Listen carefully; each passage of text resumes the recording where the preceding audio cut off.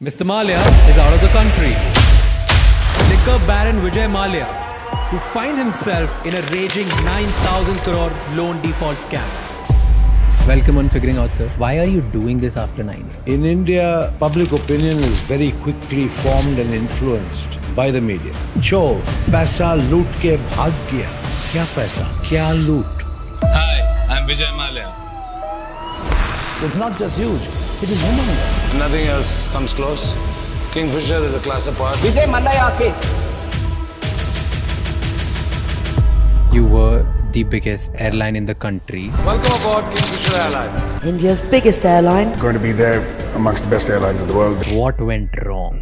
So I went to Shri Pranab Mukherjee, then Finance Minister of India. I have to downsize this airline. I was told not to downsize Kingfisher at that time.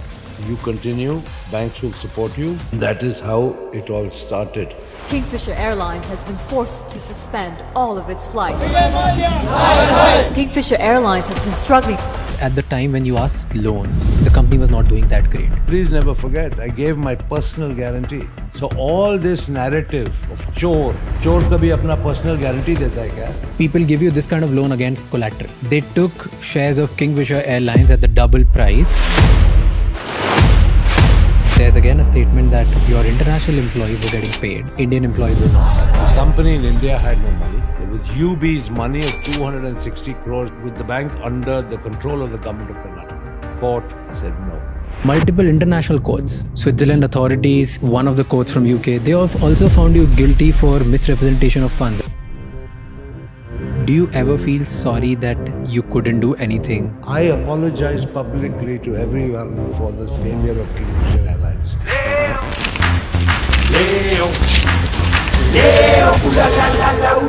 Here's what pissed people off. That in your private life you were enjoying. You had a grand birthday party, your 60th birthday party. Do you think you shouldn't have done that party? Why? Somebody mentioned that you took out 35 million euros and invested in buying properties in France. Rubbish. What happened between 2012 and 2015? I made 4 settlement offers to the banks, which they refused to accept. 2015, CBI started investigating you. They found you siphoning the money. 3rd March 2016, case needs to be heard or needs to be represented in front of Supreme Court. 2nd March, you left the bank. On 15th April, your suspension came for your passport. And 24th April was the revocation. Why didn't you reply? I'd like to show you something. Here is... What is the biggest challenge of doing business in India? government. It's in the Indian DNA. But how did you manage that before? Would there ever be exchange under the table as well? I'm not going to confirm or deny that because I leave it to your imagination. How do you make money now? Do you feel restricted now? What's your biggest fear now? Are you prepared for the worst? Have you ever imagined yourself actually going to jail? Would you be willing to return to country if you're assured fair trial? If I am assured, absolutely, I will think about it seriously. But This episode is not about glorifying a fugitive, nor it is about justifying any wrongs. It's about asking the hard questions to the man at the center of one of the India's most controversial financial stories. After 9 years of complete media silence, Vijay Mallya chose our podcast Figuring Out to speak publicly for the first time. I didn't do this podcast to celebrate him. I did it because I was curious. I read his tweets, I heard the headlines, but I'd never heard the full side of the story. Because the tweets that he makes are different than what the headlines talk about him. There's a mismatch. As a podcaster, my job is to ask every uncomfortable question, and I did. Vijay Mallya claims he never committed fraud. He says he wanted to pay back the loans, that his properties were seized and sold, and that he's being framed.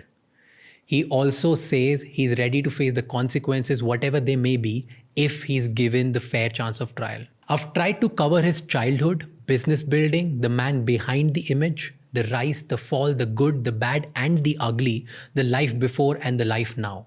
I'm not here to decide who's right or wrong. I trust the Indian judicial system to do that. This conversation is for those who want to listen, think, and question. It's not about taking sides, it's about understanding all sides. Watch this episode with utmost sincerity and let me know in the comments, what do you think?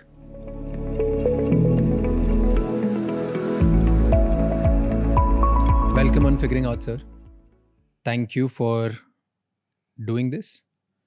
And my objective of this whole podcast is going to be that I want to know your side of story. There are so many things that we have heard. There are so many things which are probably right or wrong. I don't know what's going on.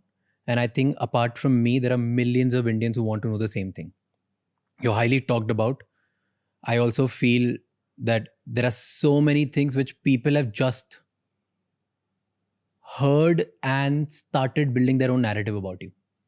So I wanted to, out of in inquisitiveness, curiosity, and B, out of a responsibility, I wanted to take this forward. So thank you so much for doing this, and thank you for giving us an opportunity. And the best thing which I really liked about this is when you came here and you said, I'm ready to answer everything which you want to talk about. I don't think many people give that opportunity. So thank you for doing this. But the first question is, why are you doing this after 9 years? There are thousands of people who must have reached out to you over the years. Why all of a sudden the need after 9 years that, okay, I'll say yes. And yes to us. Why? Very good question. Nice place to start. For the last 9 years, I have been the subject of a vicious, relentless trial by media in India, who, as you have rightly pointed out, have created so many narratives, negative narratives about me, that I have become a lightning rod of public anger, being abused, called names. And that was very unfortunate, both professionally and personally. So rather than try and take on this huge Indian media machine, I just prefer to keep quiet. Now, times have changed. And I can't help but recalling that when President Trump was inaugurated, in the first press briefing by the White House press secretary, she said that a few seats were now going to be reserved for the very first time for people who represented new media or social media. I didn't even know that a podcast existed, let alone understanding what a podcast really meant, until you told me and explained it to me in a manner that I got quite excited about, because here is my opportunity to not only answer your questions, but to say things that I truly feel would never, ever have been truthfully reported by the legacy media, particularly in India. That's why I'm here. Why do you think nobody cared about hearing you then? In India,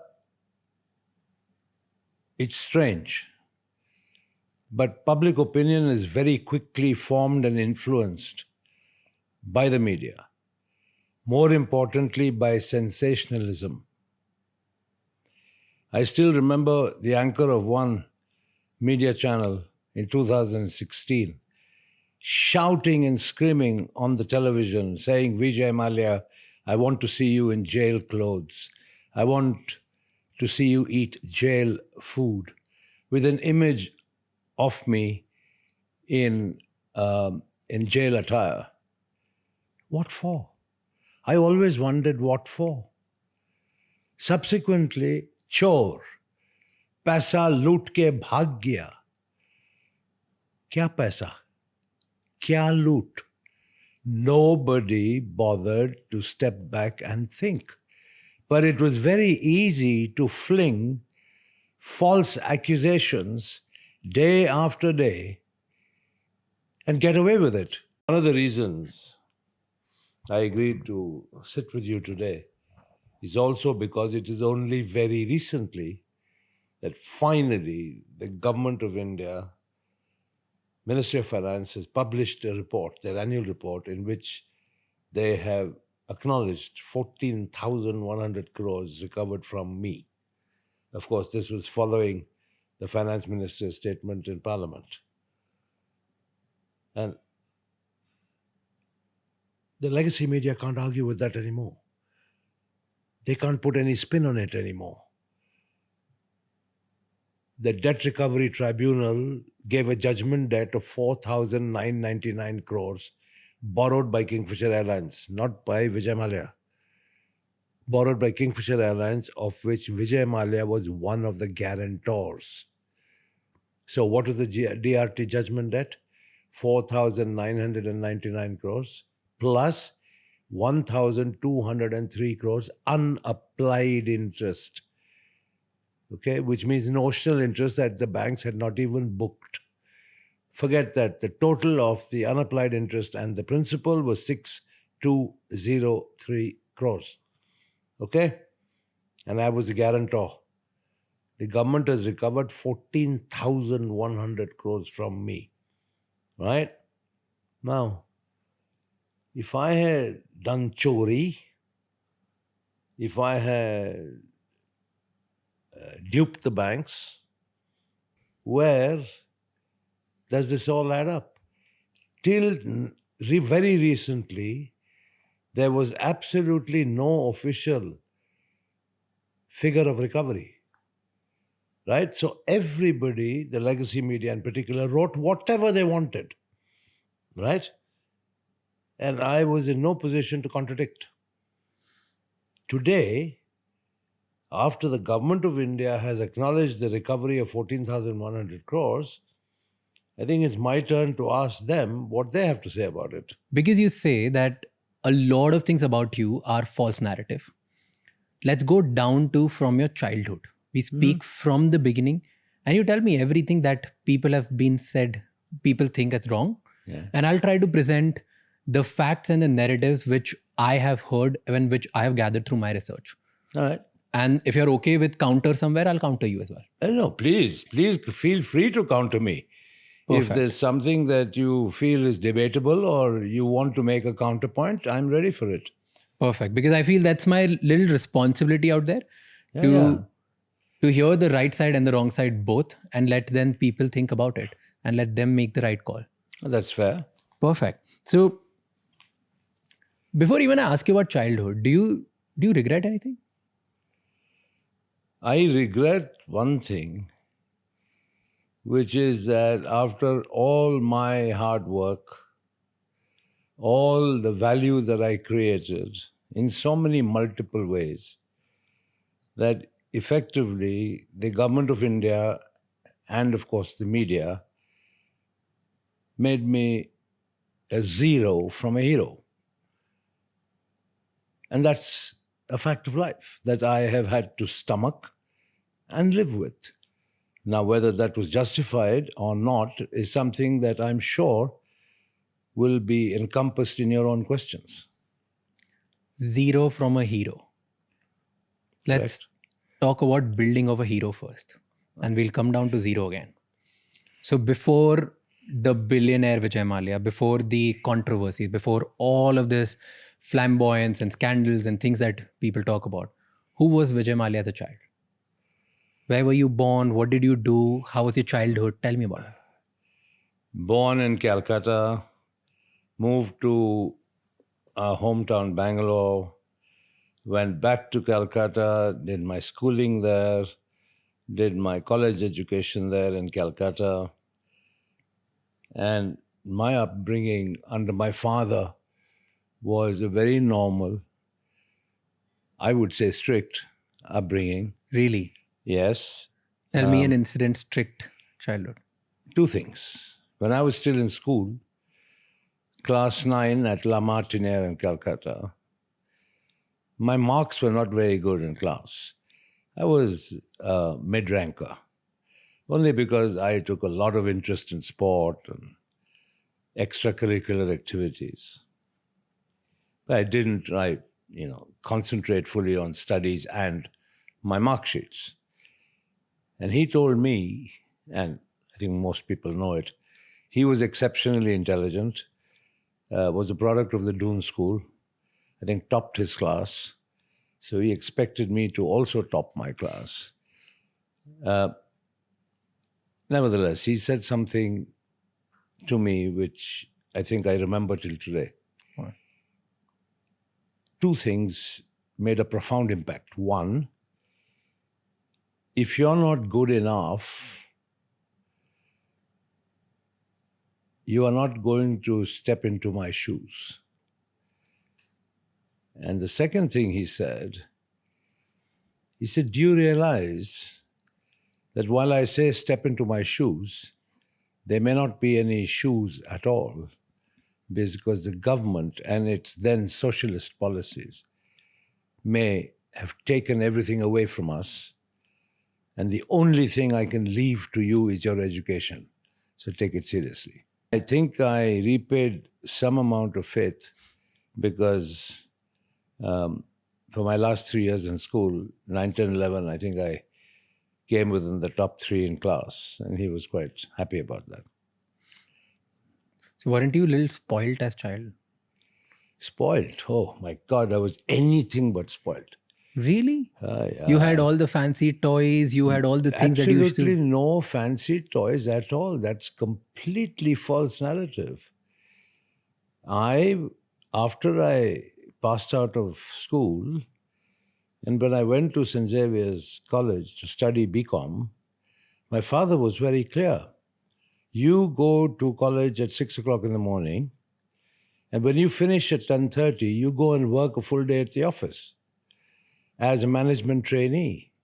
I was put on a stipend of 400 rupees a month, and that 400 rupees never increased right the way my time through college. So that's all I got, 400 rupees a month, and was working, in those days, Phipson and Company Limited, Old Courthouse Street in Calcutta, every day after college. Aren't there stories that you used to go to college in a very fancy car and you removed the silencer just to show the noise of your car, the loudness of your car, and you would always a show off, weren't you? I was no show off at all, and the fancy car that I have was a second-hand Standard Herald. So where are these stories coming from? I don't know. It's people's narratives, people's perceptions. That's why it's important to correct those perceptions. Talking about noise, even a fatfatia in Delhi makes a hell of a lot of noise. You don't have to drive a fancy car to make a noise down the street. So you are telling me that all these stories of you having fancy toys, remote control cars, and then fancy cars with loud noises, all of this is false. Well, I may have tampered with the silencer of my car. Okay. Because I was always into kind of fast cars, loved motor racing and stuff like that. But, it still remained a Standard Herald. But why did you do that? Like just to show off like the noise and everything? Look, if you can modify the silencer of a car, like you can modify the top end of a car's engine to make it go a little quicker. That's the basics of motorsport. But how were you as a child, personality-wise? Were you confident? Were you a little arrogant? This is all a question of perception. Arrogant is also your understanding of arrogance, my understanding of arrogance. But I'll tell you one thing. I was always self-confident. And whenever I was invited to give talks at various universities and educational establishments, I always told the youngsters that when they start off life, they must be self-confident, because it is only self-confidence that will bring out the best in you. And I still believe that till today.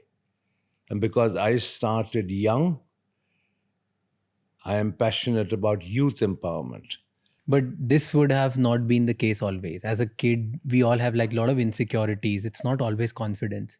What was your biggest insecurity when you were growing up? I don't. Yeah, probably the biggest insecurity was when the examination results were due, and what my dad would have to say about it. But no, beyond that, my life is pretty plain and simple. Great bunch of school friends, great bunch of college buddies in Calcutta, not the glitzy lights of Bombay. And yeah, so it was pretty normal, but nothing fancy. But I had a very strict set of supervisors at work who were clearly instructed by my father to be tough with me, to make sure I worked my butt off, and I'm none the happier for it. That's what made me. But did you ever get to a position or in a thinking as a child that one day I'll be powerful, one day I'll be very rich? No, absolutely not. I mean, how could I be so presumptuous? Here I had a dad who was hands-on, working 24/7, young, and who told me that if I didn't measure up, I'd have no place in the business. So I couldn't be presumptive, could I? But your father was a wealthy man. In those times, there were only few wealthy people. So you would presume this, right? Like, I will have all this wealth inherited. I'll be maybe bigger than my father, or maybe just have all of these things. I didn't have any such aspirations in those days. And wealth was something that was very relative. And my father certainly was a very frugal spender. So irrespective of how much wealth he had, he certainly wasn't a spendthrift. You said when you used to go to work, your father put strict supervisors. Right? What would those strict supervisors made you do?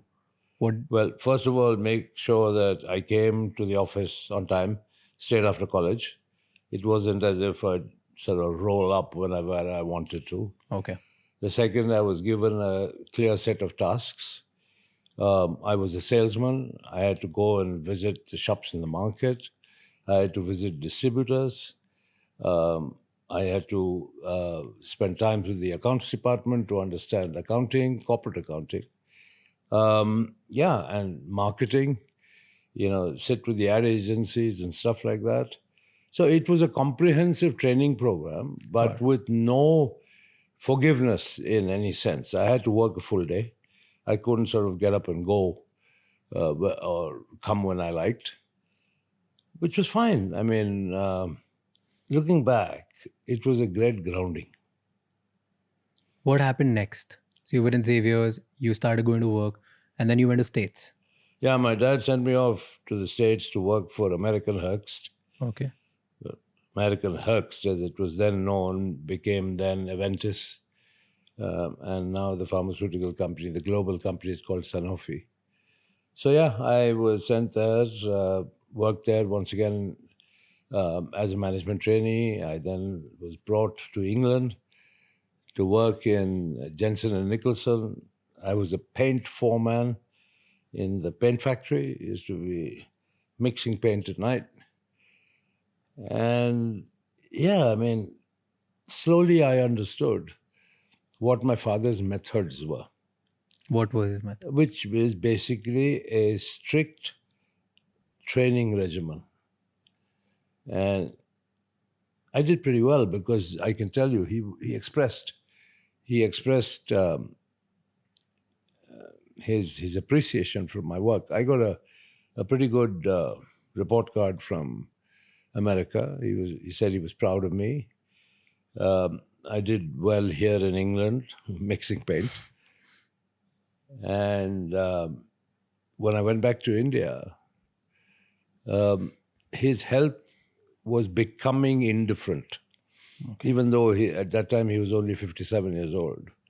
His health was becoming indifferent. He had a history of heart disease.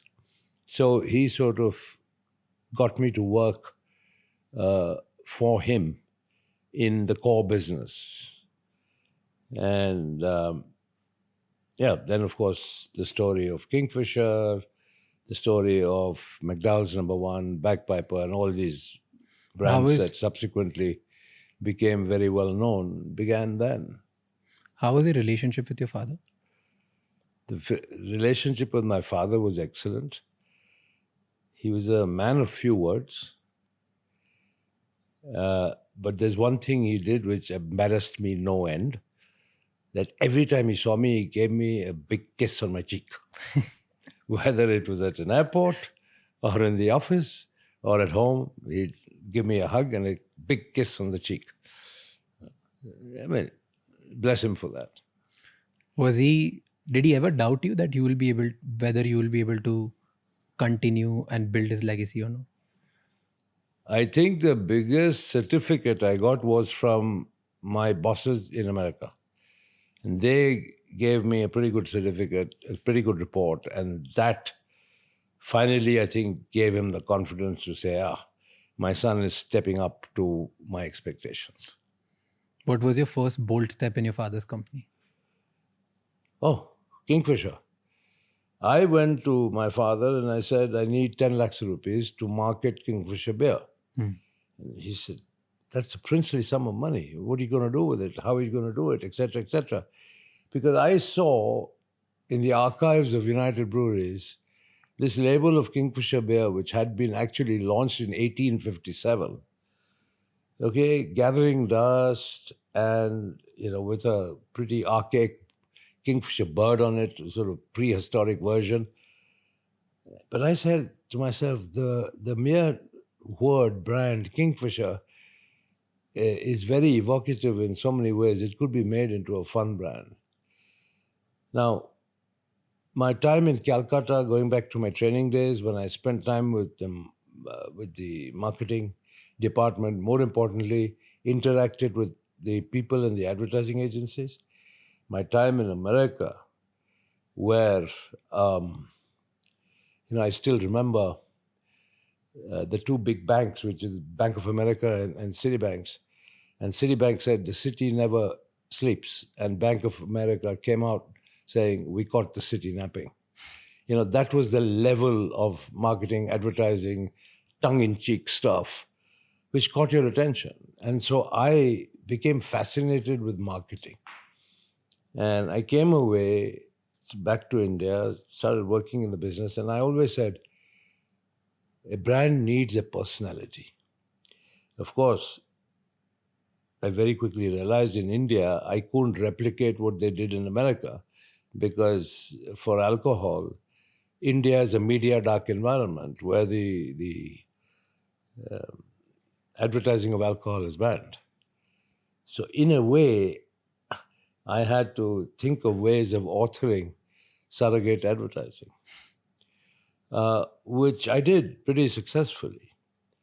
Not some Mickey Mouse stuff where if you want to advertise an alcoholic brand that you sort of suddenly, produce some music cassettes. I built a full water business around Kingfisher, and a water business of significant enough size that you could justify advertising it. Okay, and therefore you advertise the core brand. So I gave Kingfisher a very colorful personality because that's what evokes you. Like McDowell Number One. Golden moments, McDowell moments. It's evocative. It's supposed to convey that, if you want to hang out and have a good time with your friend, golden moments, well, it's a McDowell moment.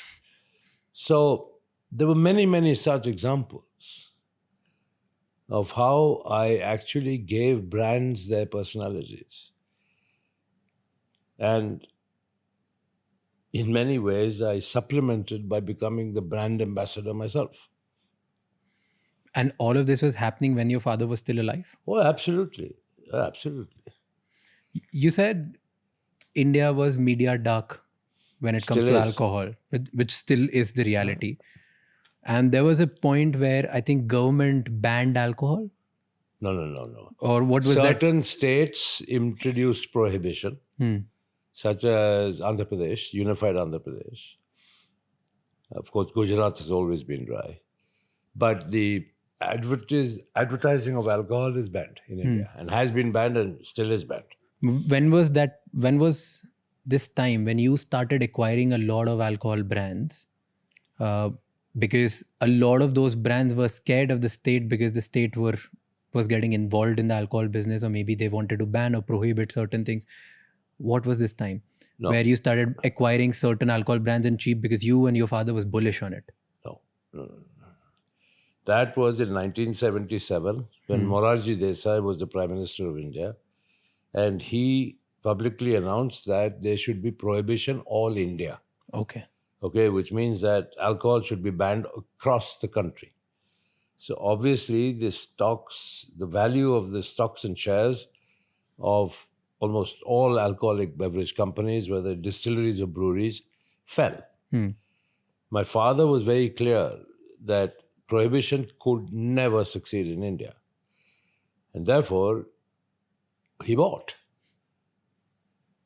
And so that's how we became number one by quite a fair distance. Because all those who panicked and sold out, my father acquired. But was there something you guys knew which others didn't? No, or it was absolutely. just pure conviction? No, it was just pure conviction because we knew that prohibition had not even succeeded in the United States.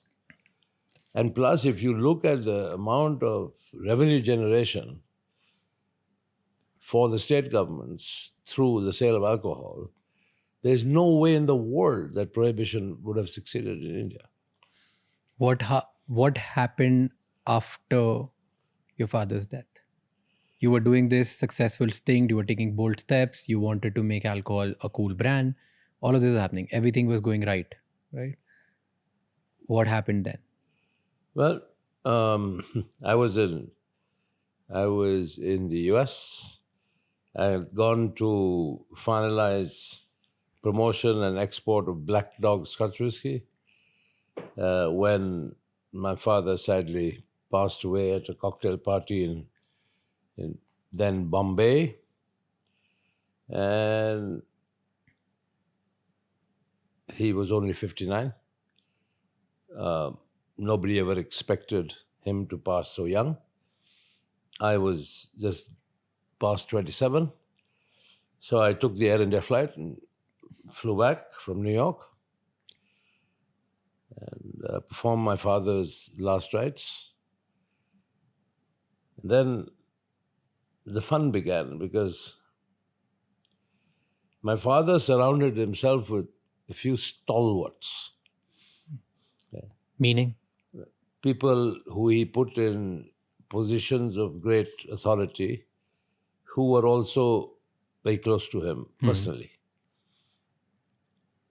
So he had somebody running the Western India businesses, somebody running the Eastern India businesses, somebody running the Southern India businesses. And don't ever forget, in those days, the structure was that United Breweries Limited was the holding company. And the other companies in the group were largely controlled by its largest shareholder, United Breweries, or they were subsidiary companies. And so the inevitable debate started on what next, what role I should have. Of course, people acknowledge that I was in the business. But people, I think, were a little reticent to speak openly about their own aspirations of being the chairman. Then something very funny happened. We had annual general meeting of shareholders that was coming due. And the shareholders in the front line who had seen me with my dad proposed my name. And that's how all other aspirants were silenced. because they couldn't publicly sort of get up and say that they were more qualified, particularly when it was evident I had shareholder support. And there I was installed in what I call the hot seat at a very young age. But fortunately, thanks to my upbringing, my father's insistence on proper training, familiarization with the business, time in America, time working with him, I wasn't raw. I had a fair amount under my belt to be able to address the challenge of the role. I was reading an article where uh, it said that you didn't trust people who were in control at the time of your father's when your father was a chairman. So that's why you hired your people and your friends, because you didn't know that if you could actually go to them for the right advice or no. No. That's completely misleading. It's false. I never hired any of my friends. But let's put it this way. They would have been too young and inexperienced in any case. You know, I mean, as I said, I was barely 28. They would be my contemporaries. So the question of hiring them and putting them in management positions just didn't arise. But I encouraged a lot of professionalism from within. I mean, people who then became the president of the spirits division, of the breweries division, and all the rest of it. I mean, my father's time, the average age of the regional directors or the regional satraps was probably around 60, between 60 and 65. And in 5 years after I reorganized, I mean, the average age was about 40. Okay, and these were all professional managers promoted from within the ranks. I mean, yes, there were a couple of exceptions where I hired people from extremely well-known organizations like major consultancy firms, so on and so forth. But beyond that, largely it was all internal promotion. Give me differences between before. Okay, so when your father was the chairman versus when you were the chairman. Give me 3-4 differences what happened in United Breweries. It was the entire approach. For instance, mine was a decentralized, accountability-led approach. Okay. I would have monthly operating review meetings called MORs for each line of business. Okay. And that's all I wanted to know about how the businesses were performing on a regular day-to-day basis. I wasn't leaning over the shoulders of the management team and trying to micromanage things. When opportunities came along, then of course we'd had separate discussions. So if you empower people, accountability comes along with it, because people are also motivated to demonstrate their own capabilities. Now, my father's style was, as I said, far more hands-on, owner-operated, micromanaging management style, and he spent a lot of time doing it. I had a lot of free time, as I will tell you as we proceed, because of this decentralization and this whole new management culture that I had Enough time in your hand. introduced in the UB group. And this was between, let's say, 1983 and 1986, 87. That is why I was able to then acquire the Berger Paints global business based here in the UK and actually become a non-resident Indian. In 86. 88. 80, okay. Yeah. And I still have a letter from the Reserve Bank of India confirming that from 1988 I would be treated as a non-resident Indian for tax and exchange control purposes. And the reason, and of course that obviously meant that I couldn't spend more than 180 days in India. Well, the luxury of spending 180 days out of India, running this new opportunity in international business. Paints business. I was able to do it only because of the decentralized management structure implemented in India. So both the foreign businesses and the Indian businesses ran very well. Give me differences and similarities between Vittal Mallya and Vijay Mallya. Well, Vijay Mallya's thought 100 times about spending money. Vijay Mallya probably thought twice. Yeah, well, I guess it's age. It's aspiration, it's age, it's different styles and outlook on life. Was there any difference in terms of public attention as well? You were pretty loud, your personality was... No. Look, once again, you can think whatever you want to think of me, and so can the whole world. Just because I'm a self-confident guy who is not afraid of public speaking,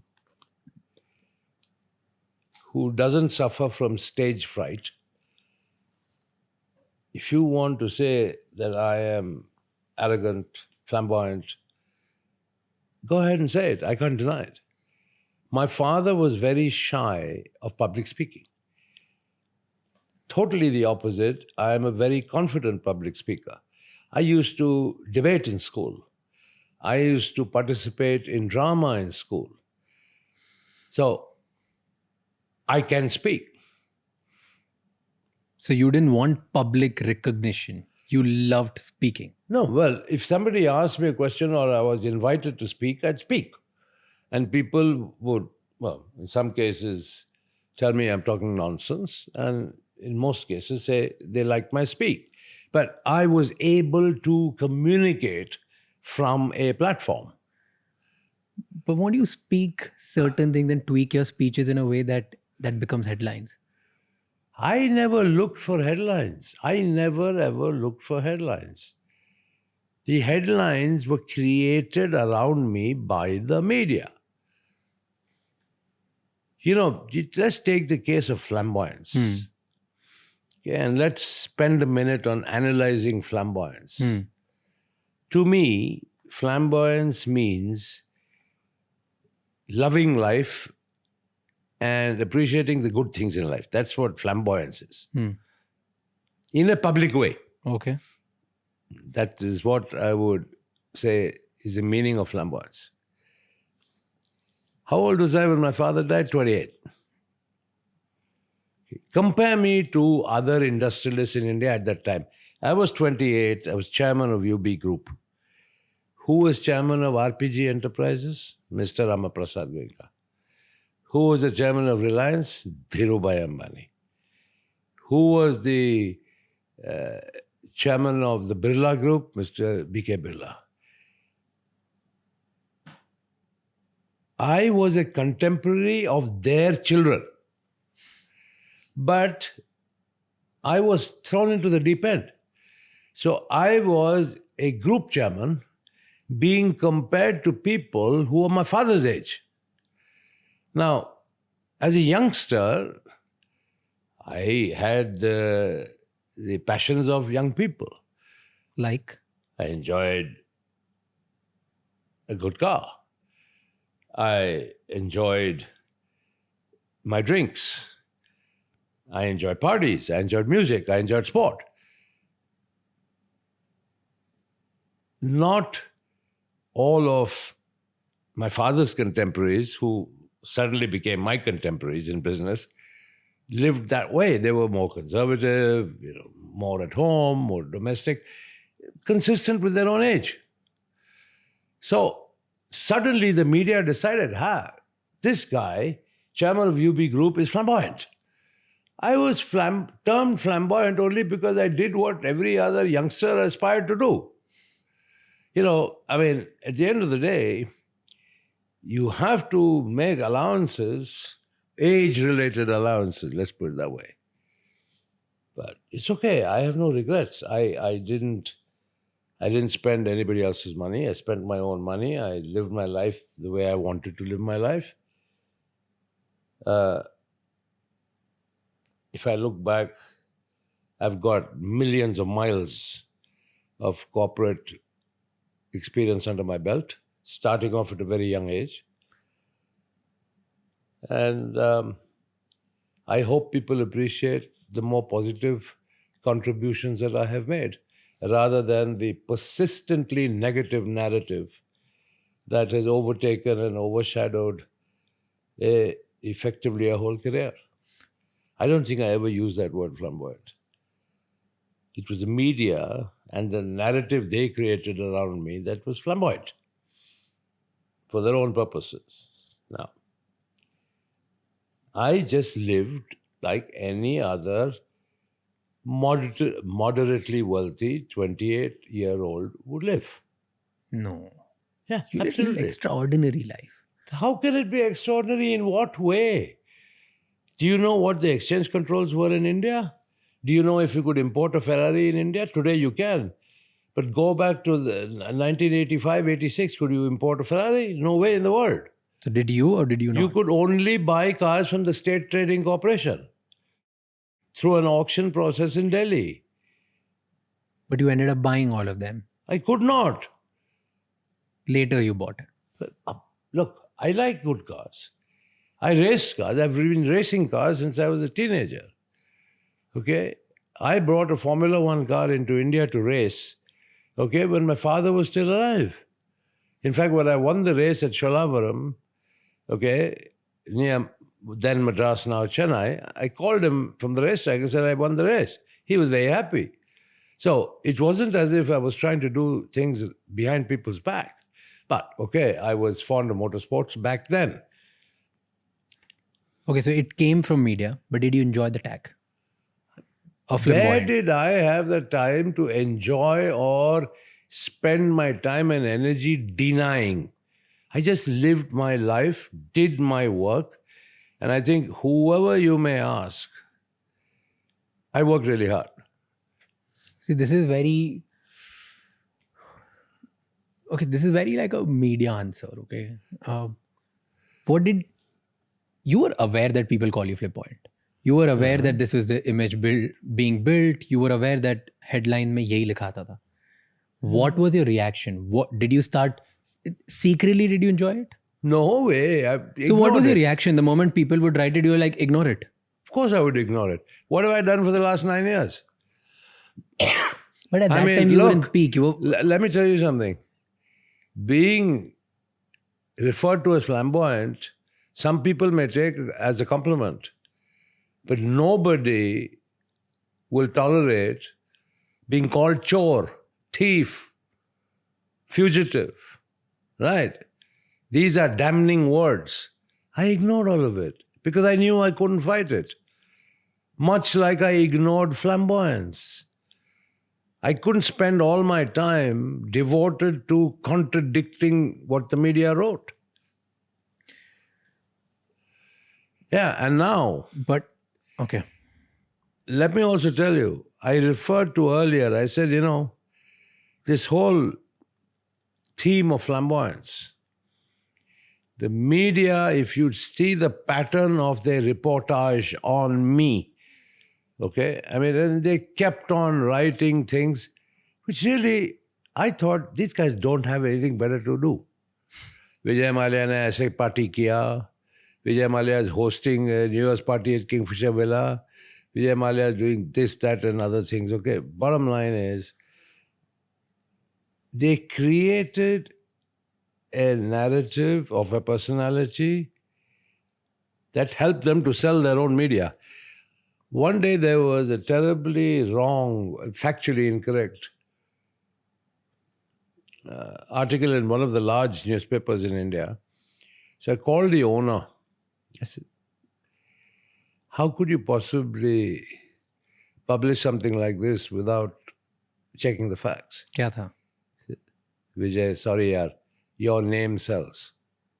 So they created this animal called Vijay Mallya, whose name started selling, so they could get more eyeballs, more readership, more viewership. But be that as it may, I lived my life. What was my objectives? I am not apologetic for the life I lived because I didn't spend anybody else's money except my own. Hmm. I didn't borrow 1 rupee from anybody. Okay? I was much maligned, much complimented, but effectively, I was my own brand ambassador. Take the case of one much talked about phrase, king of good times. Yeah. I'm not crazy to walk around with a label on my chest saying king of good times. Read, and this is where somebody must make the effort. See the label of the Kingfisher beer that was developed. It says the king of good times. The personality of Kingfisher beer was the king of good times. Ulta media started calling me the king of good times. So tell me, me being the king of good times will not help sell the beer. But it did. Because the beer itself was the genuine king of good times. And the personality that I gave Kingfisher, promoting sport, promoting fashion, promoting music, sponsoring motor racing. So all the stuff that's exciting to youngsters, that represented the personality of the Kingfisher brand. That's why Kingfisher was such a success. But talk to me about building of Kingfisher. Don't you think it was at least that's what I think. It was a very well curated strategy that I will become a brand which represents Kingfisher. No, I was brand ambassador. And I have done it not only for Kingfisher, but take the case of our spirits business. I actually came on national television with an ad encouraging people not to drink and drive. I did it myself. I didn't get some film star to do it. I did it myself. So becoming a personal brand was a strategy then. Of course it was. So then why does it bother you that you were Doesn't bother tagged me. as like the king Never of good bothered times? me. But that's what I'm saying. But I am not the person who labeled myself as king of good times. You It so curated happened that the media started calling me the king of good times. Fine. because subtly you curated this, no? I didn't curate king of good times. In what way? By doing actually what? promoting a lifestyle which every young person would aspire to. Why not? Young people are entitled to aspirations. Young people are entitled to improve lifestyles. Young people are entitled to treat themselves. But that doesn't mean I went around the whole world saying, well, you know what? I'm the king of good times. No way. Never said it even once. But you knew it will happen. No, I didn't. How should I care? I achieved my objective of making Kingfisher the #1 selling beer. That's it. How did that happen? So what happened along the way is irrelevant. Okay, how did this happen? Kingfisher beer, how did it become #1? Tell me story of Kingfisher. When I took over this business, Golden Eagle or Mohan Meekan Breweries was the largest beer company in India. Today, United Breweries Limited controls almost 52% of the beer market in India. Kingfisher is not very many product categories that can lay claim to 52% national market share. But yeah, Kingfisher is by far the #1 selling brand. That's because, yes, I curated a personality around Kingfisher, around fun, around excitement, around vibrancy, color. I created the brand and I achieved my objective. You take the case of McDowell #1. I mean, once again, this whole golden moments, McDowell moments, right?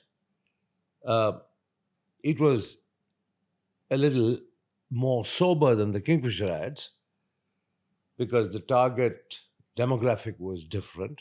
But It's the largest selling whiskey in the world today. In McDowell the number world. one. Right? All these brands I created. Tell me one turning point which just made everything good for you in Kingfisher. Kingfisher beer specifically. It's a sustained effort. But when was the first time you thought, okay, now it'll work? Because It was as far always as working. It as the from day brand- one. Yeah, when I relaunched it, new packaging, right, make it more appealing on the shelf. Started sponsoring music, fashion events, got more brand attention. Automatically, the sales started picking up, and then as we went along, promoting our marketing strategy, which was clearly effective, the sales followed. Same thing with McDowell number one whiskey. Nothing's overnight. National brands are not built overnight.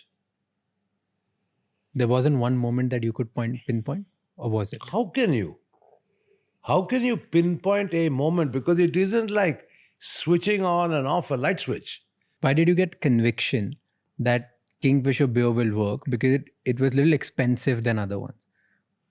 We had brands such as UB Royal, Flying Horse, we had Jubilee. Now you tell me, even though they were my brands, does any one of these evoke any excitement in you? No. But if I say to you Kingfisher, I mean, you take notice, right? So that's the platform I built on. All right. Similarly, as I said, I mean, you take the case of McDowell number one, right? It was targeted at a slightly higher demographic, but it went along with more sophisticated merchandising and stuff like that, which augured well for the brand. And today, as the Indian economy has grown, as consumer spending power has gone up, it's the world's biggest brand. Selling about 32 million cases per year. What was the biggest challenge in building of Kingfisher beer and McDowell's? I think... Or everything was just painted red and it worked out for you? No, there was nothing red about McDowell. It was all black and gold. The only one around that's red is Kingfisher. No, I think more than challenges, I look at opportunities. I mean, 2005, I bought Shawwalis, my biggest competitor. I mean, that propelled the spirits business, to number one position by far. Brought on board bands like Royal Challenge and all the rest of it. So, those were pretty bold business decisions, which once again, self-confidence. I had to pay $300 million for the company. Big amount of money. But made it work. That's how United Spirits was created. Today, with a market cap of almost 1 lakh crores. So, if you have the confidence to do it, you go do it. You said you bought Bojo paints at the same time. Talk about that. Why paints all of a sudden? You were making money with alcohol. You were minting profits out of alcohol. You were convinced that brands like Kingfisher and then at one point other brands as well would work out really well, which it did. Why buying a paint business? Like, this is so the paint bizarre. business, British Paints in India, which is now called Berger Paints, was part of the Hex Group. My father was chairman of British Paints India. Okay. When he passed away, I became chairman of British Paints India.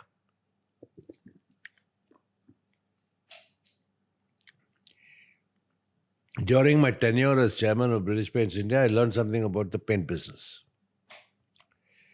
Right. Now, What did you learn about paint business? go back in time what I told you. When I was sent to America, then to England, I worked as a foreman in the Berger Paints Jensen Nicholson paint factory here in this country. So I not only knew about making paint, but also how a paint business was run, because I was chairman of Berger Paints. So when Hex Group decided to sell their global Berger Paints, headquartered in England, operating in the Caribbean, operating in Africa, in Asia, true multinational company. I went to them and put together a loan package with those days the Hong Kong and Shanghai Banking Corporation, and bought it because I had this aspiration of creating India's first multinational. That was back, as I said, 1988. Okay, so from being an Indian-centric business, I was operating in 25 countries worldwide, flying the Indian flag. So your objective is only that I want to take India or Indian business to the world? No, absolutely not. I was very focused on making a hefty profit out of it too. All right, which I successfully did.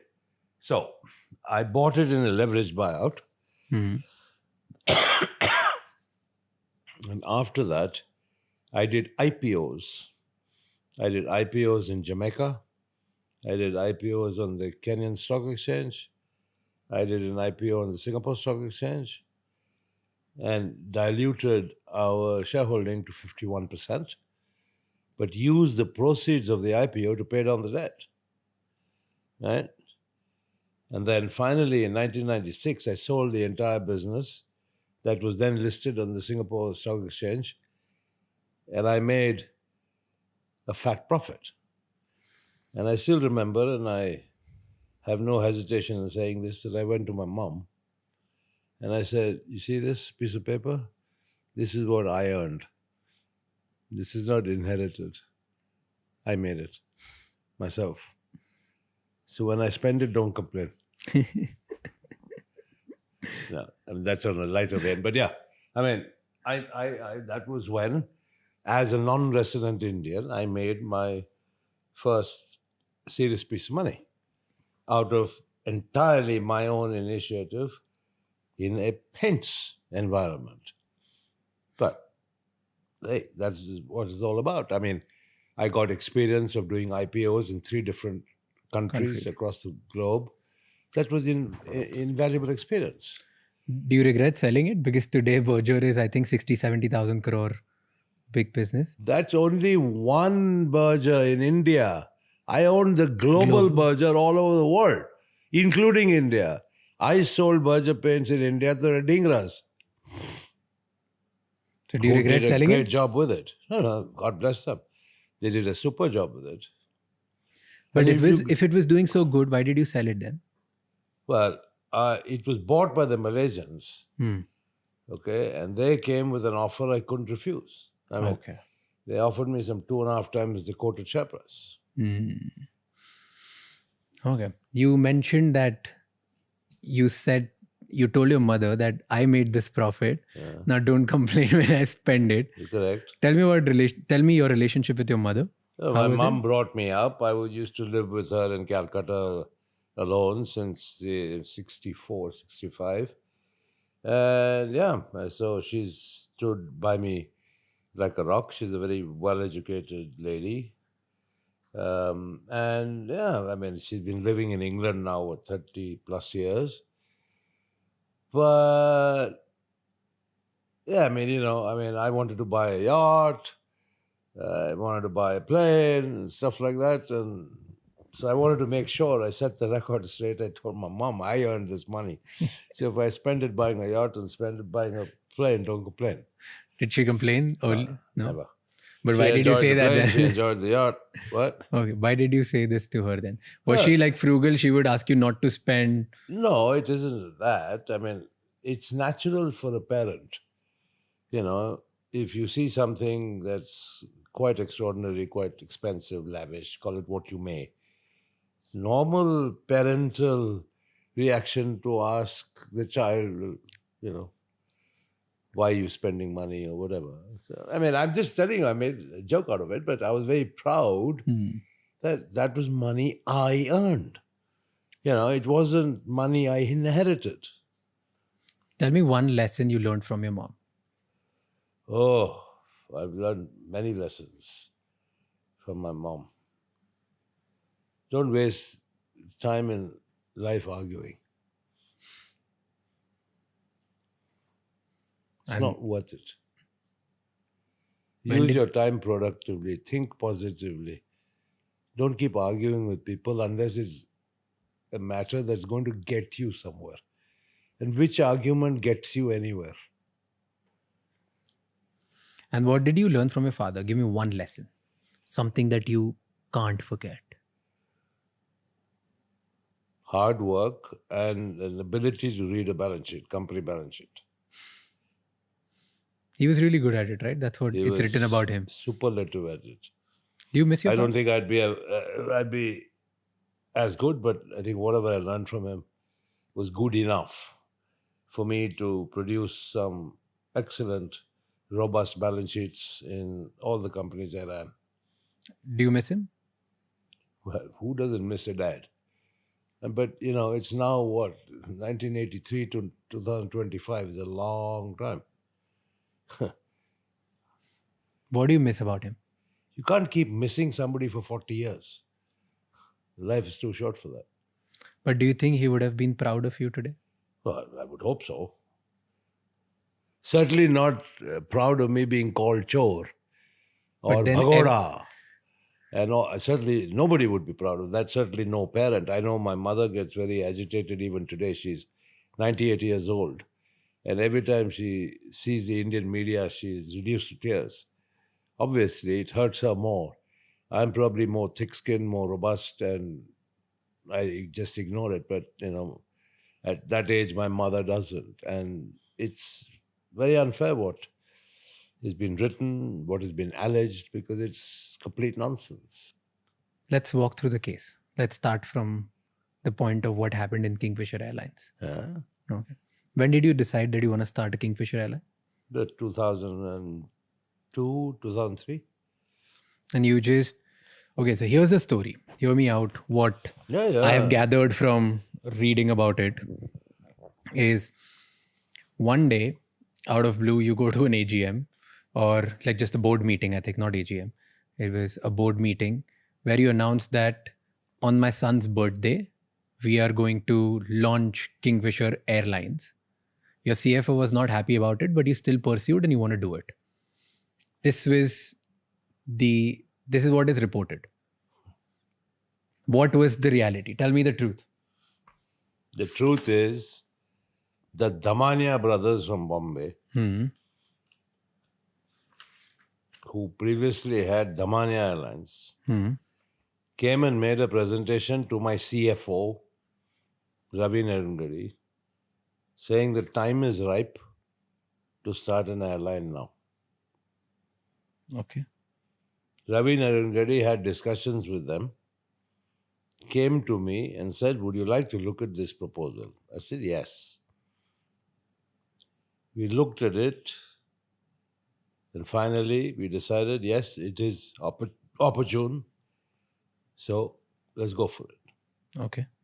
That's how the idea of an airline was born. And then you didn't take anyone in confidence. You would just, hey, out of nowhere, I think we are an alcohol business. Now we want an airline business. No, there's nothing wrong in diversification. The UB Group has had a history even during my father's time of operating food processing companies, petrochemical companies, electromechanical companies. So, diversity was nothing new to us. So your initial plan to launch an airline was 7th May 2005, but you ended up launching on 9th May 2005, right?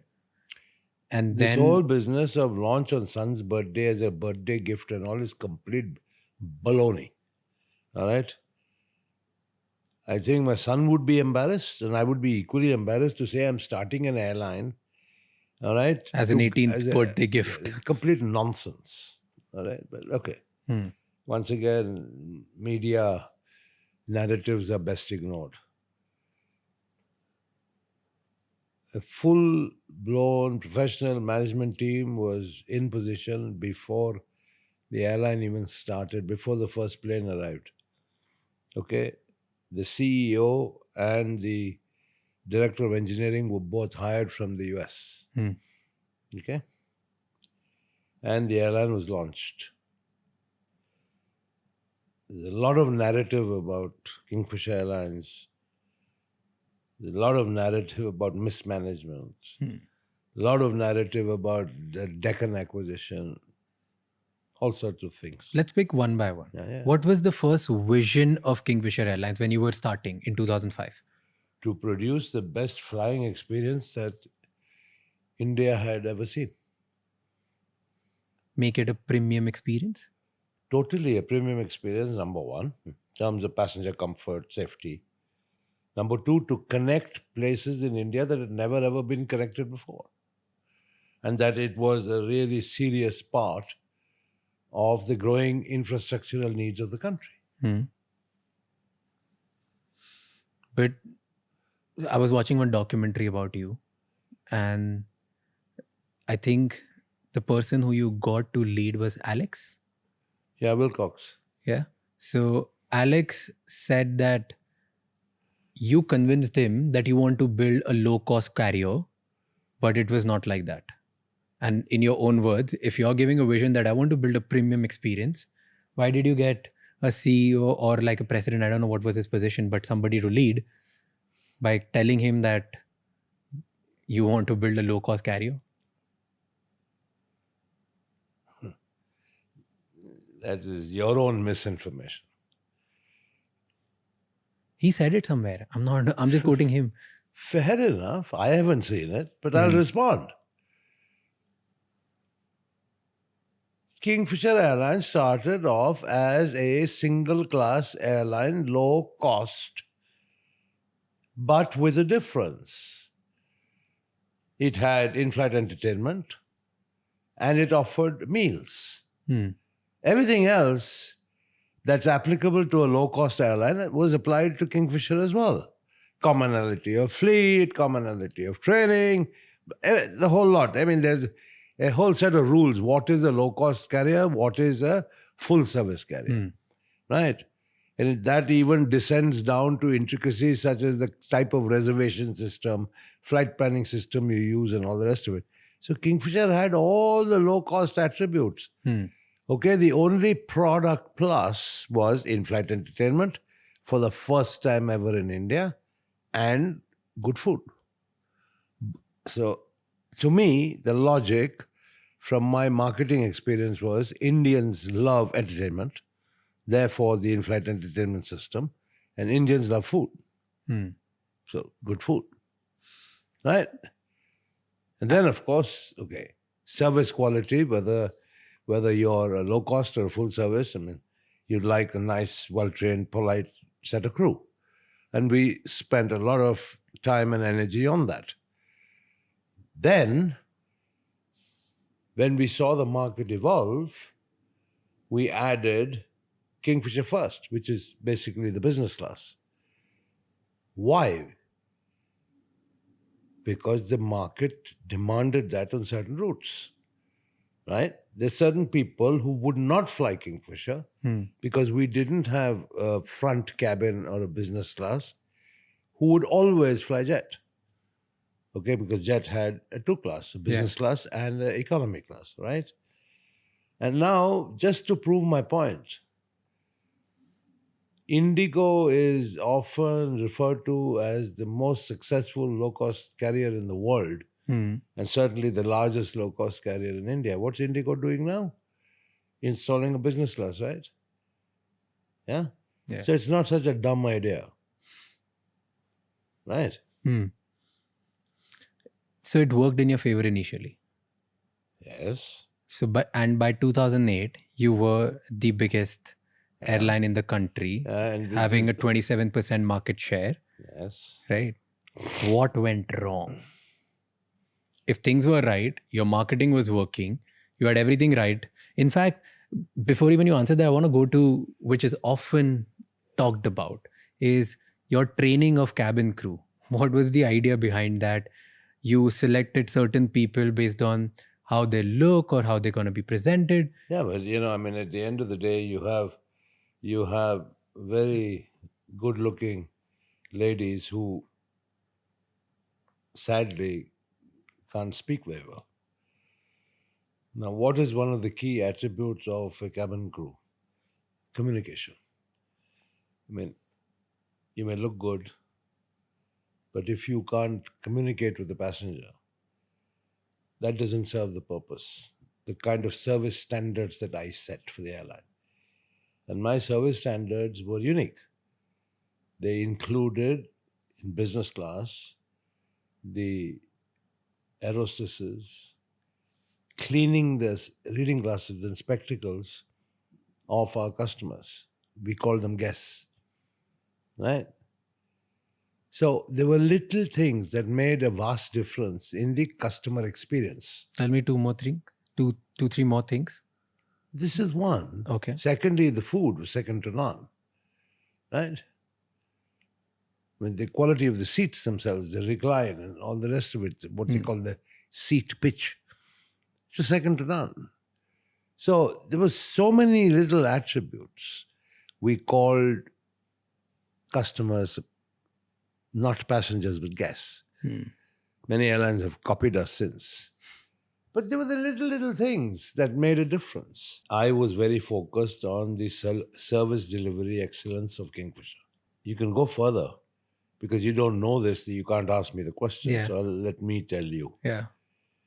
In the first 1 year, the airport manager at every single airport in India had to send me on my personal mobile an SMS with the flight number, the scheduled time of departure, and the actual departure time. So every night before I went to bed, which was rather late, I used to look at my phone, every single flight of Kingfisher of that day. I used to monitor personally the on-time performance. You were so detailed focused. You were so...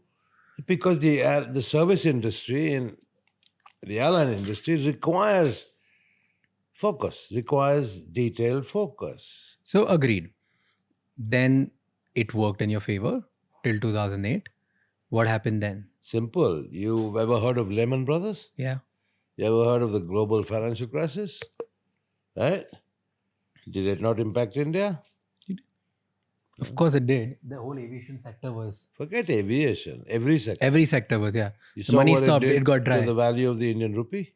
So I went to Shri Pranab Mukherjee, then Finance Minister of India. Having grown up in Calcutta, I speak fairly decent Bengali. And I said, Pranab da, amar problem ache, Kingfisher Airlines ke downsize korte hobe. Which means I have to downsize this airline. I have to cut the number of aircraft. I have to lay off employees, right? Because I can't afford to operate under these depressed economic circumstances. He said, no. At this time, connectivity is important. Yeah. The jobs and employment are important, particularly because, typically in an airline, they're not blue-collar workers. They're not like workmen. Yeah. The boys and girls who work in an airline can't be classified as blue-collar. And he said, I don't want them to lose their jobs. So you continue, banks will support you. That is how it all started. I was told not to downsize Kingfisher at that time. And yes, the banks did support. All right. Now, What happened then? well, you tell me the narrative. I'll tell you the truth. You tell me the narrative. Then there was a consortium formed of 17 banks, and the loan was given to you via SBI, right? Was that the first or IDBI was first? See, this is where people are not aware. I acquired Air Deccan, which everybody says was a big mistake. Yeah. Right? In $137 million or something like that. Everybody says you overpaid for it. In the world of business, there's something known as consolidation, industry consolidation. There is something known as eliminate the disruptor. Okay. Air Deccan was famous for advertising and promoting 1 rupee tickets. Yeah. Clearly, you could never ever sustain any airline business selling tickets for 1 rupee. Right? Okay, it was a bait. But that set certain price expectations in the mindset of the customers. Yeah. And affected not only Deccan, which was losing money, but the industry as a whole, of which Kingfisher was also a part. Right? So, at that time, we looked at it. Air Deccan was also Bangalore-based. It had the same Airbus aircraft. It had the same trained pilots as Kingfisher. So there was a lot of engineering compatibility. Plus scale and size with the merger of Kingfisher and Deccan. Eliminate the disruptor and consolidate the industry and Kingfisher Airlines. That was the logic of buying Deccan. Not this much touted logic of I was desperate to fly overseas. I needed to get past that 5-year hurdle. Yeah. Complete nonsense.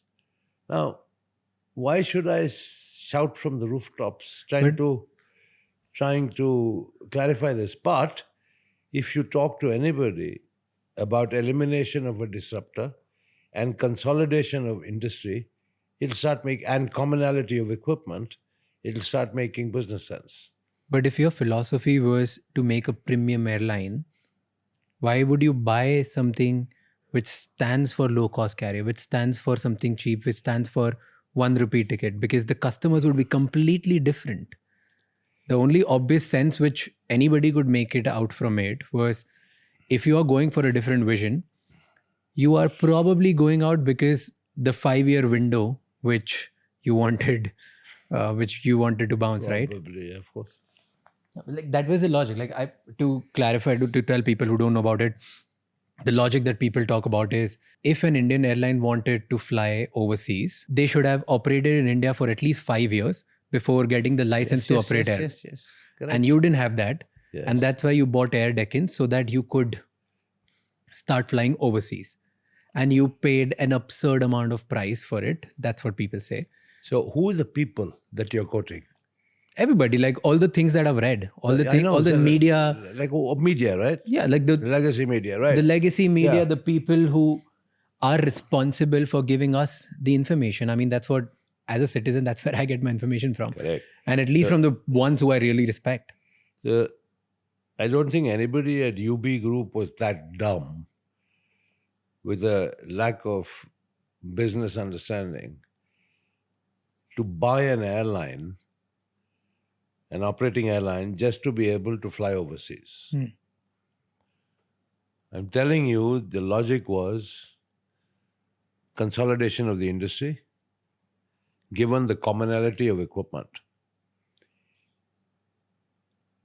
I referred a little earlier to the installation of a front cabin of business class, which we called Kingfisher First, which Indigo are doing even now. There are certain routes in India that demand, right, a front cabin, where there are people who will only fly business class. Fair. But the bulk of India, people want a single class product. Deccan fitted that bill fantastically. Right? We opened up more routes than had ever been opened before or available for air connectivity. That was one of the biggest contributions we made to the Indian aviation sector and economy. Right? Deccan also played a part in that. So, Kingfisher's sad failure subsequently had nothing to do with Deccan. Okay. Nothing to do with how much we paid for Deccan. Right? Got it. Those were totally separate set of reasons. Right? But Business reasons. Here's the question on it.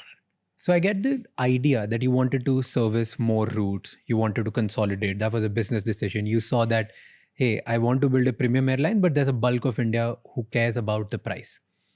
And you wanted to contribute to make sure that I want to make sure that India gets to fly anywhere and everywhere through the price point which Air Deccan provides. And if I could be the one to consolidate it and I could be the one to actually eliminate the disruptor, I should do it. Business decision. Brilliant. Do you think then the wrong decision was to rebrand it to Kingfisher Red? No, because you can't start operating one Deccan and one Kingfisher. So we just called it Kingfisher Red. I mean, rebranding is common in the world. Take Coca-Cola, right? There's Coke, there's Coke Zero, there's Diet Coke. There's all Coke, right? So a multi-brand strategy is no rocket science. Yeah. But then the philosophy of Air Deccan was low cost. And in Kingfisher Red, so Kingfisher stood for premium, Kingfisher Red stood for low cost.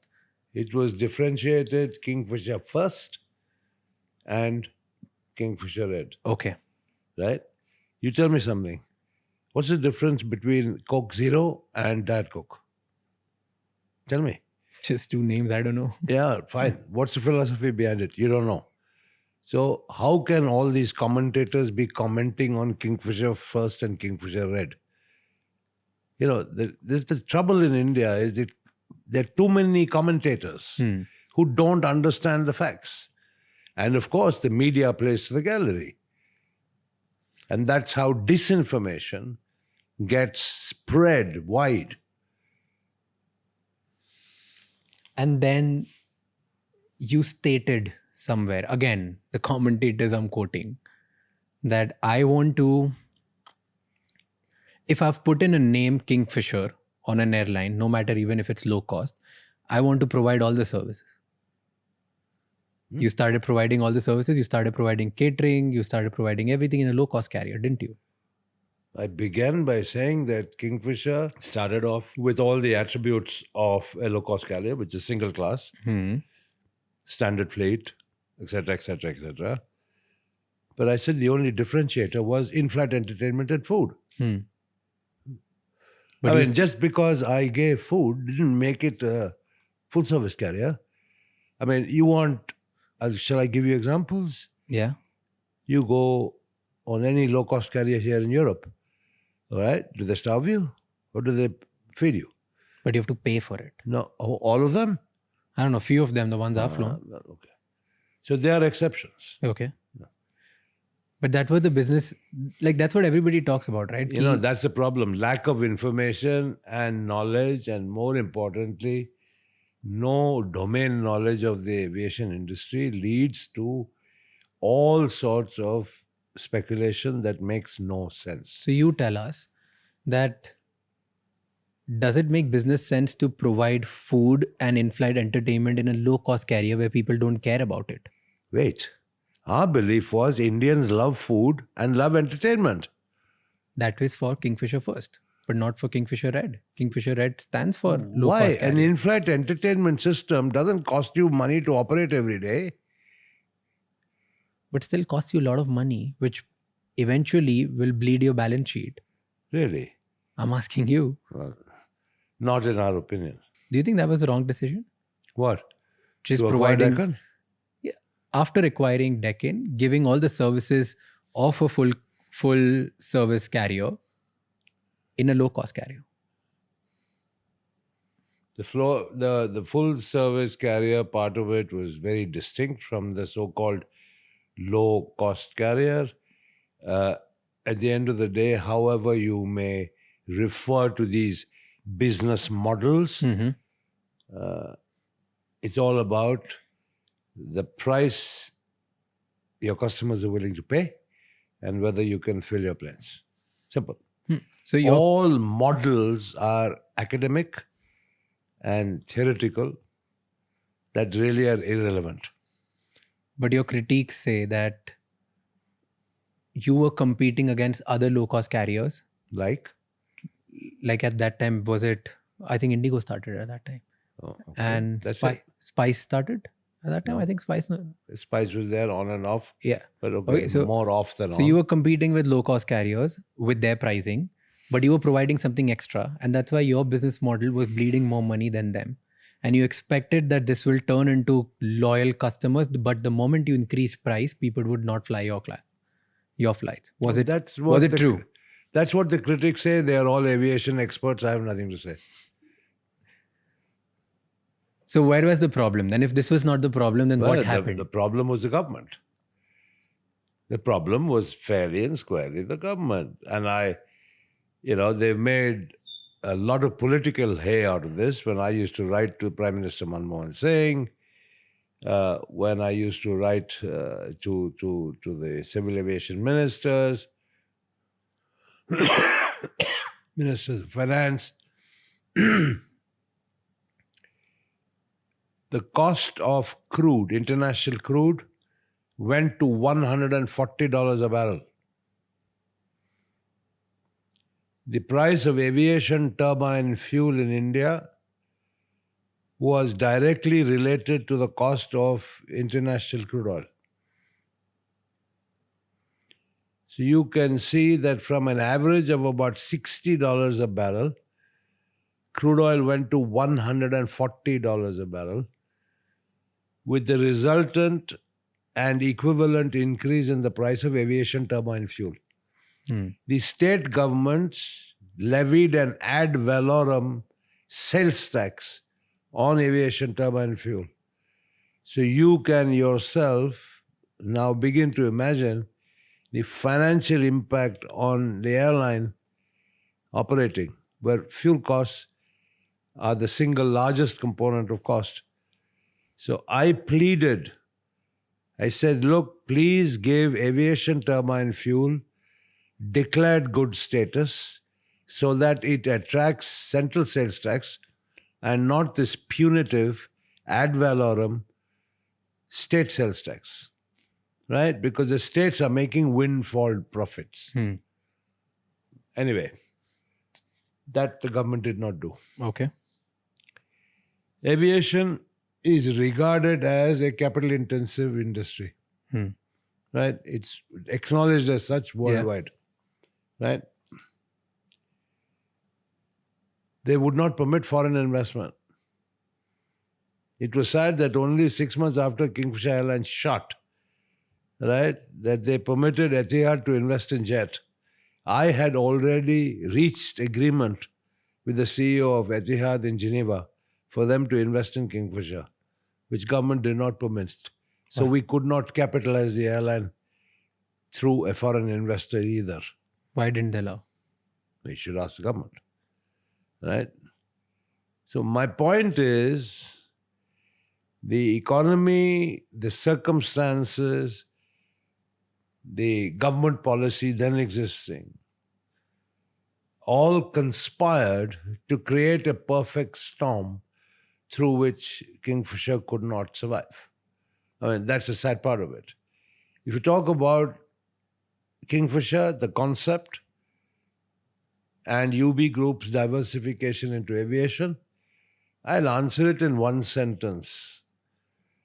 The two biggest orders for aircraft in the world today are Air India and Indigo, both Indian carriers. The fastest growing aviation market in the world today is India. Now, if you yourself acknowledge that in 2008, Kingfisher was the largest airline with a 27% market share, had events not conspired against us, right? you can imagine where Kingfisher could potentially have been today. But sadly, not all businesses work out. Sometimes you win, sometimes you lose. While this, like 2008 turmoil happened, and you had your own challenges with Kingfisher, but there were good things in your life which were happening as well. One of them being sports. So you bought IPL team, RCB, Royal Challengers Bangalore. How did that happen? When did this idea come to you? Were you approached? You approached? What was it? Tell me everything about it. Well, I think I've already explained to you the concept behind building a personality for a brand, about communicating marketing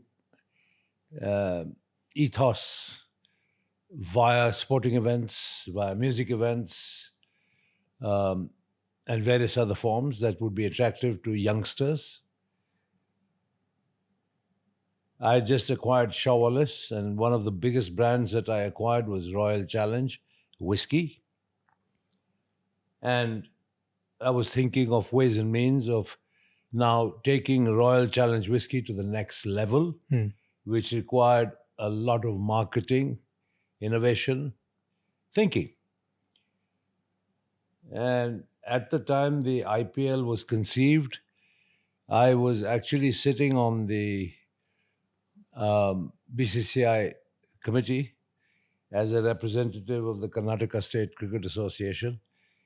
And I was very impressed with the pitch that Lalit Modi made to the BCCI committee about this league. And of course, he was working through jumping through the hoops. BCCI was quite bureaucratic at that time. But nevertheless, he called me one day and said, okay, fine, we're ready to go. Teams are going to be auctioned. Are you going to buy?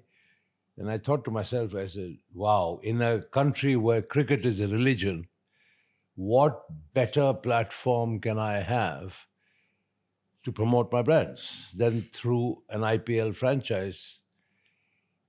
And I got greedy. I wanted one for Kingfisher and one for Royal Challenge, my whiskey brand. Okay.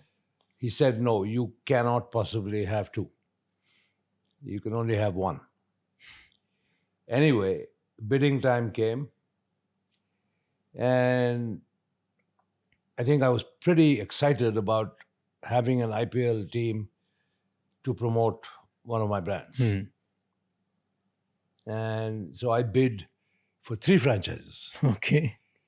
I lost Mumbai by a very small amount of money, but then that's not surprising that Ambani's got it. Yeah. But anyway, I wound up being the highest bidder for 3. And I had to choose one. So I obviously chose Bangalore. And it then was natural that it would be Royal Challengers Bangalore because the whiskey was Royal Challenge. And that's how RCB was born. But it was not a business, it was not for the love of cricket, it was more like a business decision that it will help my brands. Or was it both? This is it. The media narrative will be, well, vanity project. Vijay Mallya loves cricket. He wanted to buy his own team. Yeah. Flamboyance. The usual narrative about me. But the sole purpose always was promotion of the Royal Challenge whiskey brand. So it was very much business driven. And that's why it was called Royal Challengers. But did it help after that? Massively. The whiskey sales went up? Massively. Massively. And of course, I mean, quite apart from it doing its job to promote the whiskey brand, the IPL franchise model itself, as explained in great detail by Lalit, and which is true now, is that the revenues, the media revenues are so high, the payment of the franchise fee over 10 years is over. So now there's a significant net profit for every franchisee. It's like a very profitable running independent business. So much so for it being a vanity project. How much did you buy it for? I think $112 million is what I bid. And that time it would be like 600-700 crores or more than that. Yeah, I think, but Lalit was clever. Everything was denominated in dollars. The bid price was. Okay. So I think 112 million, which of course people balked at that time. But in hindsight, if you look at it and do the math, it was a top class investment. I mean, look at what the teams are worth today. Yeah.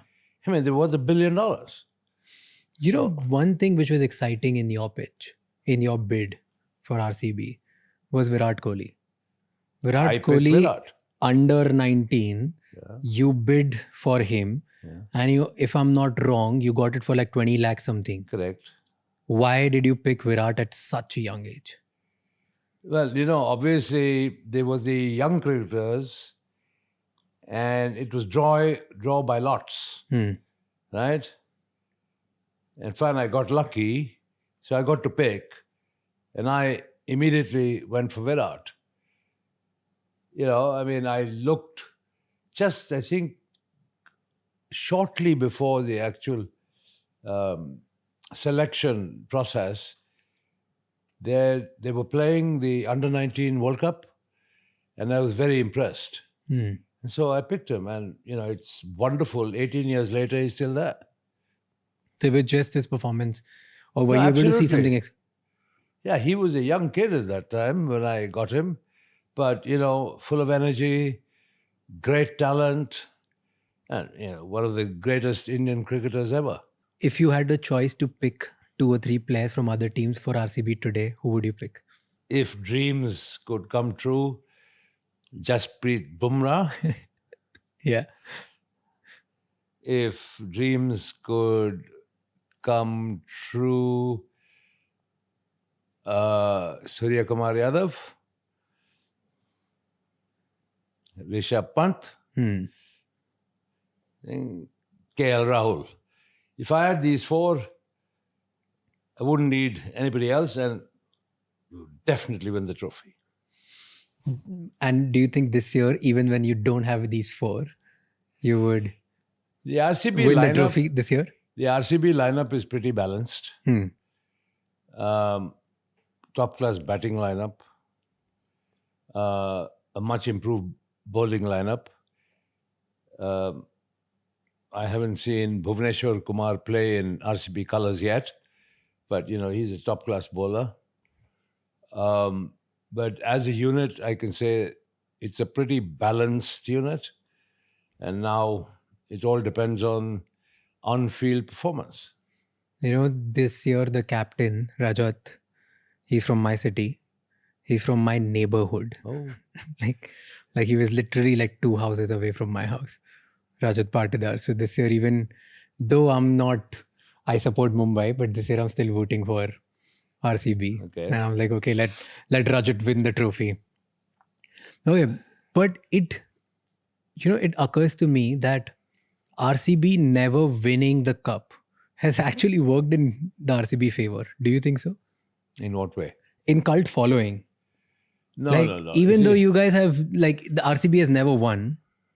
You see, that is because the day RCB was conceived. We have had a comprehensive program of fan engagement. Okay. Right? We've had the IPL window is 2 months. Well, we have had activation programs stretching over all 12 months to keep the RCB fans engaged. So it is once again a clear-cut marketing strategy and fan engagement strategy, which has worked. That's why we have such extreme loyalty that win or lose, the chant of RCB is always there. Give me an example of the marketing trick you There's have. so many. I mean, you watch the activations of RCB. Longevity, right? You remember Ooh la la la le le oh? Yeah. Remember? Yeah. Ooh la la la la la, oh. Yeah. When was this conceived? You don't know. Well, let me tell you. 1996 World Cup of cricket. The Kingfisher West Indies cricket team. Now, back in 1996, I put the Kingfisher logo on the West Indies, not Indian, cricket team. Okay? And because why? The personalities of the West Indian cricketers, fun, dancing, music, their entire swagger, that suited the Kingfisher brand. That was when the jingle was conceived, which lives on till today in 2025. Yeah. Wow. It was conceived before I was born. And I still remember it. So you have been king of marketing. You have done so many marketing gigs, right? Was the Formula One also a marketing stint for Kingfisher? See, I told you earlier that I've always had racing in my blood. I've always loved racing cars. I was then involved with the motorsports clubs in India. I was chairman of the Federation of Motorsports Clubs of India for many years. And the job of the federation was basically to promote motorsports in India. Now, for anybody who is into motor racing, the absolute pinnacle of motorsport in the world is Formula One. Right? Now, what is Formula One all around? The image of Formula One, big box, glamour, seriously competitive racing divided by hundredths of a second, full of excitement, etc., etc., etc. All the attributes I have employed in different ways for my brands. And plus being a motor racing enthusiast, right? It was a dream to have a team on the F1 grid. So when the opportunity presented itself, I did it. Right? I did it. Now, I named it Force India. I could have easily named it Mallya Formula One, like Williams Formula One, for instance. Right? Why did you keep Force One? Because I wanted the Indian flag to be on the grid. I wanted the world to know that the team with roots in India of all countries was at the pinnacle of motorsport. And that is why I called it Force India. And I had the tricolor on the car.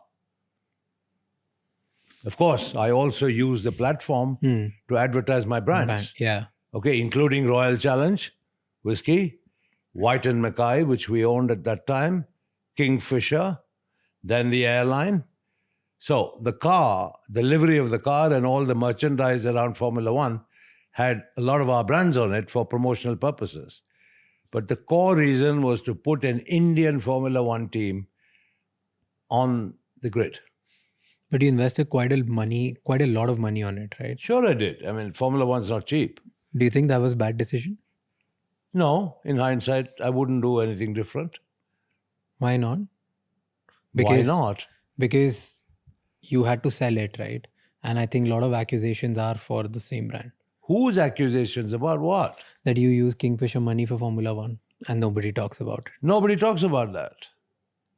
Have you spoken about it before and still people don't? Never. Why should I? As I told you, I don't want to waste my time correcting the barrage of narratives coming from legacy media. But then you sold Force One. Yes, Force One became Racing Point. Yes. And You Racing sold it to Point Lawrence now Stroll, right? is Aston Martin Formula One. Yeah.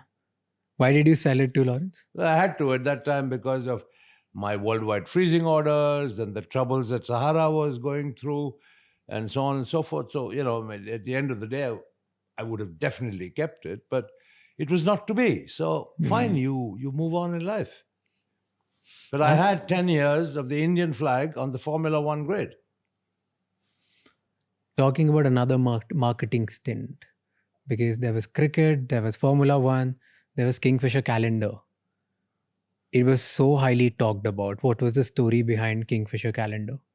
Atul Kasbekar came to me and said, fine, there's a Pirelli calendar. Why can't we create a similar property for Kingfisher? Absolutely. And so we said, fine, we'll have the Kingfisher swimsuit calendar. We couldn't go kind of all the way that Pirelli might have been able to, given the social considerations in India and so on and so forth. But I think we produced a product that everybody demanded. I mean, even today, I get SMSs from people, where's my calendar? So it was highly sought after. And once again, we had events around it. We had the national hunt for the kingfisher girl. That was national. So we broad-based it. And we chose models through a national hunt. And then, of course, we'd have events around the calendar, shooting the calendar, and then launching the calendar, all of which was consistent with the brand positioning and marketing strategy of Kingfisher. And why do you think that girls who became or who landed on the calendar, their careers skyrocketed? Well, because we chose the right girls. I mean, whether it was Deepika Padukone, whether it was Katrina Kaif, I mean, we had all the heroines and the stars on the calendar in their younger days. But they were not stars back then. No, They were became not, but after. we picked well. We picked the right talent. Did you also help them after the calendar, or it was just the engagement was They only till then? came with the calendar, and that was it. I did it because it was a fantastic marketing tool. Didn't bring anything to me personally, but it did wonders for the brand. The same thing with the McDowell marketing campaigns, right? Okay. Talking about fast cars, I've always been passionate about cars. Right? And I have owned good cars, but not a fleet of them. In India, I had a couple of Mercedes cars, one Rolls Royce and one Maybach. That was it. That was all I possessed. But you have one of the largest car collections of vintage cars and now stuff, right? we're talking about vintage cars, which is a totally different ballgame. Because of our nationwide presence on the ground, I told my people, look for vintage cars because they were hugely neglected. Many, many cars went to India in the 20s and 30s. The Maharajas in India were probably the biggest customers for famous cars such as Rolls-Royce. But these cars were in a state of ruin. Given my inherent interest in cars, I said I want to collect these and restore them, which I did. I mean, in those days, I have bought a Rolls-Royce for 50,000 rupees with a tree growing through it in somebody's backyard, deep in Telangana. I have bought cars that have been rusted, parts missing, etc., etc., etc., all of which I lovingly restored over a period of time. That is my passion for cars. And those cars still exist. Of course, you can't export them because that's a Government of India policy. So they are in India. Tell me about the top 3 cars which you absolutely loved out of your collection from the vintage cars back then which you owned. Maybe in England or in India or anywhere. In India, I had, I think it's 1931 PS Arrow, which is a fantastic American car, and which I took to Singapore. I entered Singapore to Malaysia rally and won it. And very proudly flew back on an Air India flight with a big trophy in my hand. That was one of my favorite cars. I have a Rolls-Royce Silver Ghost that was supposedly owned by the Nizam of Hyderabad with a very unique body on it. That's a special car. I have, I think, a 1903 Darracq, which looks more like a horse-drawn carriage. It's French, with a single-cylinder engine, still runs. So yeah, these were some of the unique ones which were personal favorites, let's put it that way. What's the most ridiculously expensive thing you've bought in your life? I mean, it depends what. I mean, You're talking about a car, you're talking about painting, you're talking about property. Give me example of one each. No, I mean, look, I have a family trust set up by my father that, has acquired various properties in different parts of the world. The media said I had over 20 properties, probably one in each country I went to, which is, once again, a hugely erroneous exaggeration. Yeah, sure, I have properties in England, properties in America, where my kids live. I had a lovely property in France, which you rightly pointed out, owned through Gizmo, which is a holding company.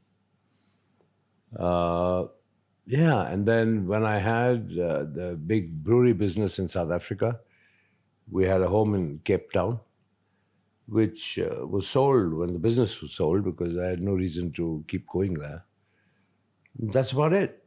And you talk about one of your houses which was very spoken about, actually two of them. Yeah. One is that big bungalow which is in India at the Kingfisher That's in Tower. Bangalore. Bangalore. It What was the started, intent? It started off as a joke. Okay.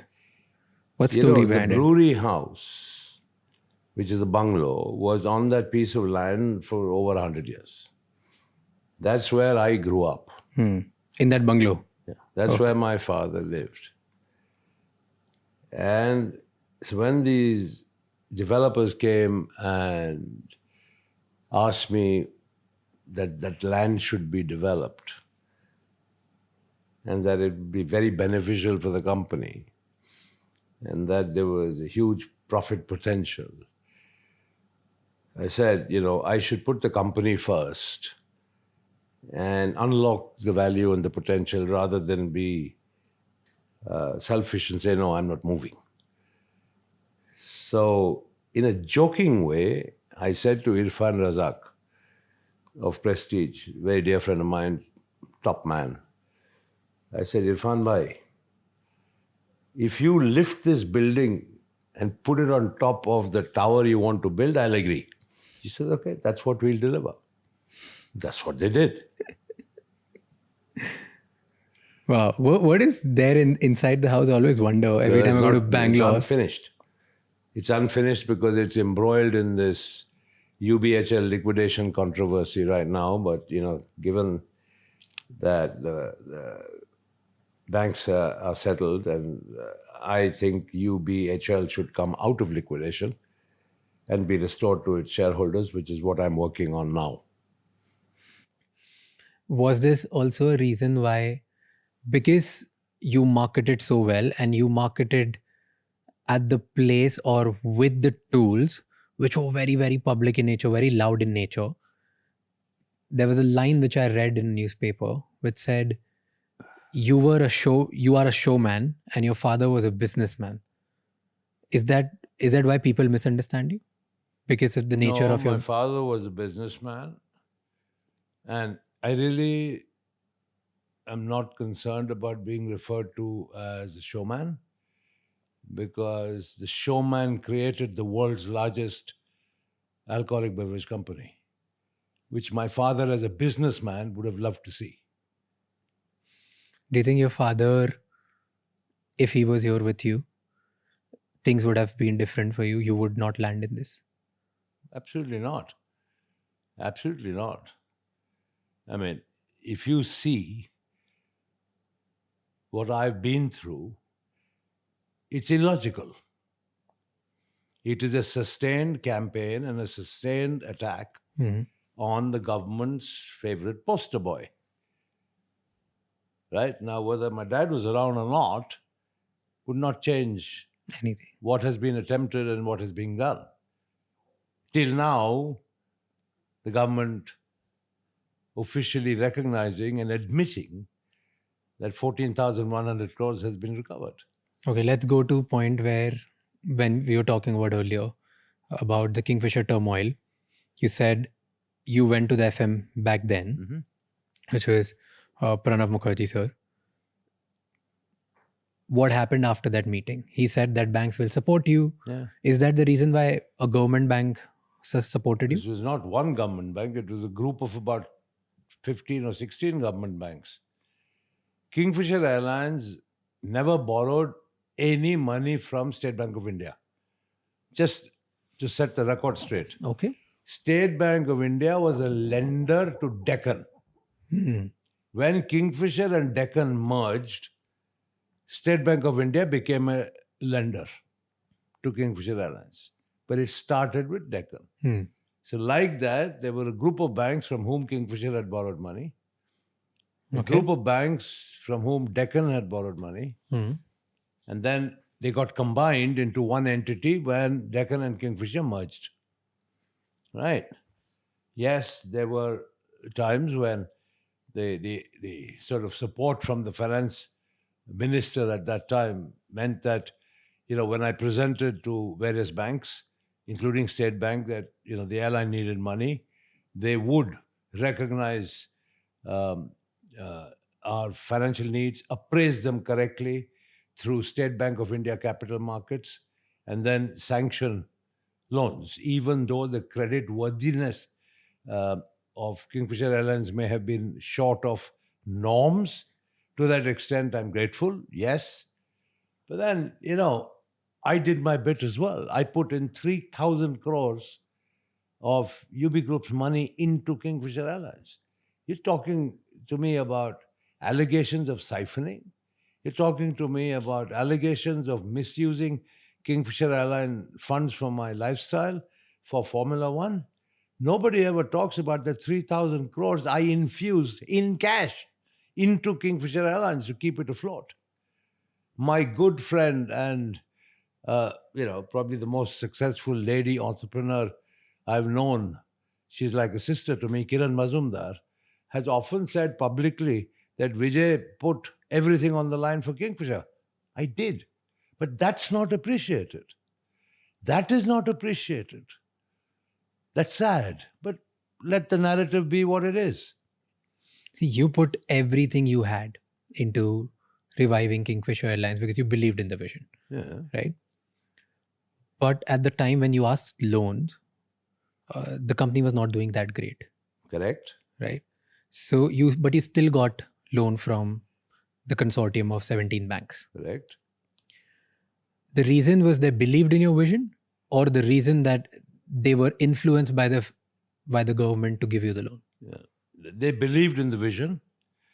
They did their own appraisals, right? And please never forget, I gave my personal guarantee. And United Breweries Holdings Limited also gave its personal guarantee. If anybody had, bad intentions, if anybody had intentions to divert money, siphon money, steal money, would anybody put themselves on a line with a personal guarantee? Think about it. So all this narrative of चोर कभी अपना personal guarantee देता है क्या? That is why I say in the last 9 years, I haven't bothered about changing this narrative, because it is what it is. It's written by the Indian media, of course, prompted by the government, who have had their own press conferences, etc. I mean, Sambit Patra, the BJP spokesman, called a press conference and bandied around in front of the Indian media letters that I had written to Prime Minister Manmohan Singh, trying to establish a nexus, right, between me and the Prime Minister, and alleging some sort of wrongdoing by the then Congress Prime Minister. I mean, one could see through the political rhetoric straight away. I mean, why wouldn't any Indian citizen write to the Prime Minister for help? Fair. Because I never asked for money. I asked only for policy changes. Let's go to the series of events. After this, what happened? What happened? So, I'm quoting just pure research. Okay? Quoting whom? Quoting pure research of what's out there on all the newspapers. So, you got a loan from banks, and usually the normal nature of providing such big loans is people give you this kind of loan against collateral. And in this case, bank took brand name of Kingfisher as collateral and gave you the loan. One of the collaterals. One of the collateral. What were the other collaterals? Several other stocks, shares, property. So stocks and shares. Shares, property. And stock and shares, which is again quoted, at that time were at the price of 38, 39. But banks got it at 68, 69. You're talking about Kingfisher Airlines shares. Yeah. What about all the other shares of UBL and USL? Nobody talks about that. But where do you think they got this 14,000 crores from? I'm talking about back then. Like, 1 minute. They have sold assets and realized 14,100 crores. Yeah. A large part of which were my shares. So you have only focused on brand value. You've forgotten about the shares. No, I'm talking about shares. Suggested, wait a minute. I never suggested that the brand value would generate 14,000 crores. My shares that were pledged did. So there's your answer to all this narrative. So you're saying that... I'm not saying, it's fact. No, so the facts are, which you are quoting, is they took shares of Kingfisher Airlines at the double price because they were also getting shares of UB. Mm-hmm. That's why there was some kind of negotiation which was played on. No, it's a multiple basket of securities. But still, why would a bank pay twice the share price? Look, nobody dreams up a share value. Okay, there were professional merchant bankers, including State Bank of India capital markets involved. They arrived at a share value. The part of the loan package was that Kingfisher's shares in the airline itself needed to be pledged to the banks. But that was not the only pledge. It was part of a basket. But then the media chose to focus only on that. So I would like to ask the legacy media, where did the 14,000 crores come from? But you made such a hullabaloo about share price of Kingfisher Airlines. Now do you see how people pick and choose to discredit you? Isn't it pretty evident? Okay. So then this happened. Again, a business decision by banks. They did everything. There was no influence involved. It was pure play business decision by a bank between you and the banks. You should ask them this question. You lent the money. On what basis do you lend the money? They should answer the question. I'm the receiver. First of all, and let me clarify here, when you keep saying you borrowed, I never borrowed 1 naya paisa. Vijay Mallya has never borrowed a single rupee from anybody ever. It was Kingfisher Airlines, the running company, that borrowed. I was a guarantor. Please, there's a big difference. And then the money came in, but Kingfisher Airlines was still bleeding.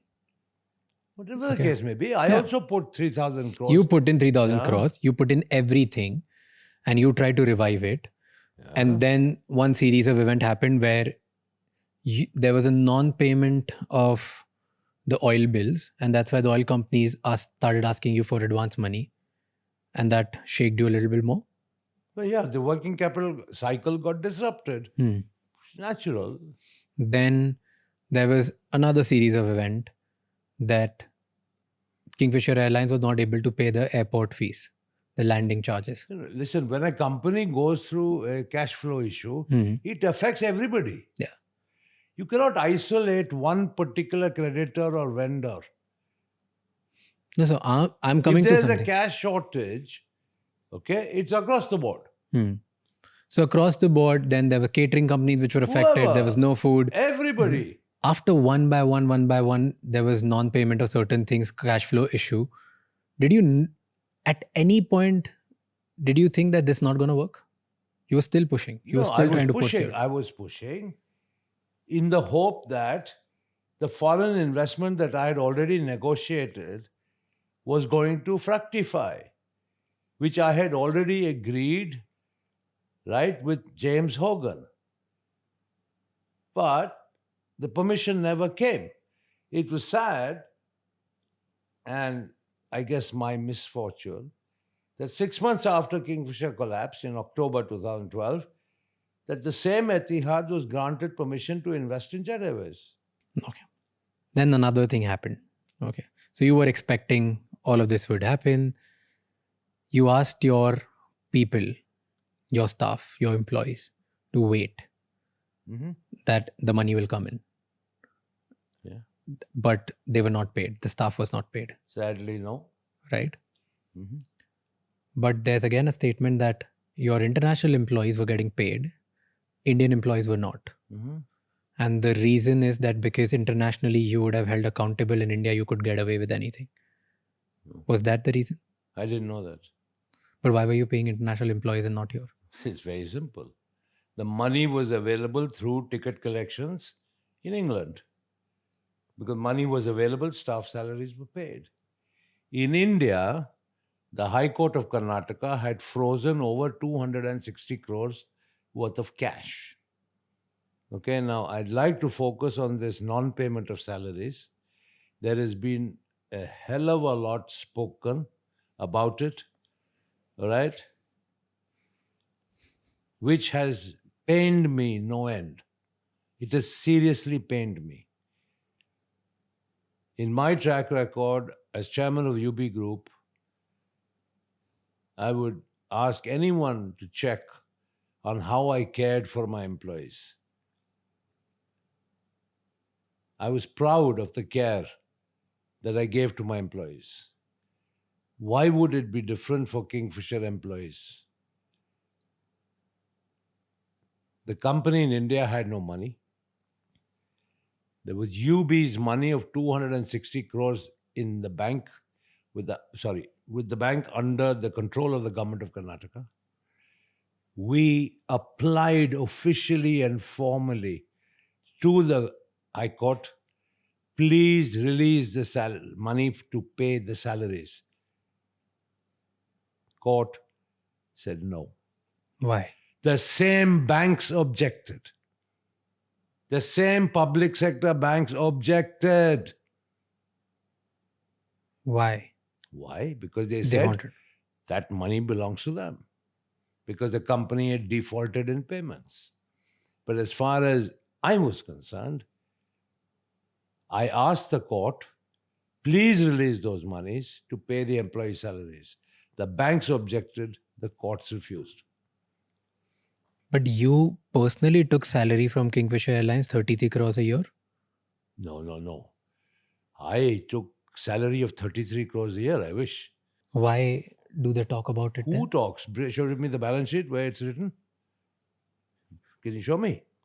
Not the balance sheet, but the media talks about it. I can show you an article. Ask the media where's the balance sheet. So you never took salary, I never took 33 crores of salary. or did you take any salary when other people were not getting paid? Obviously not.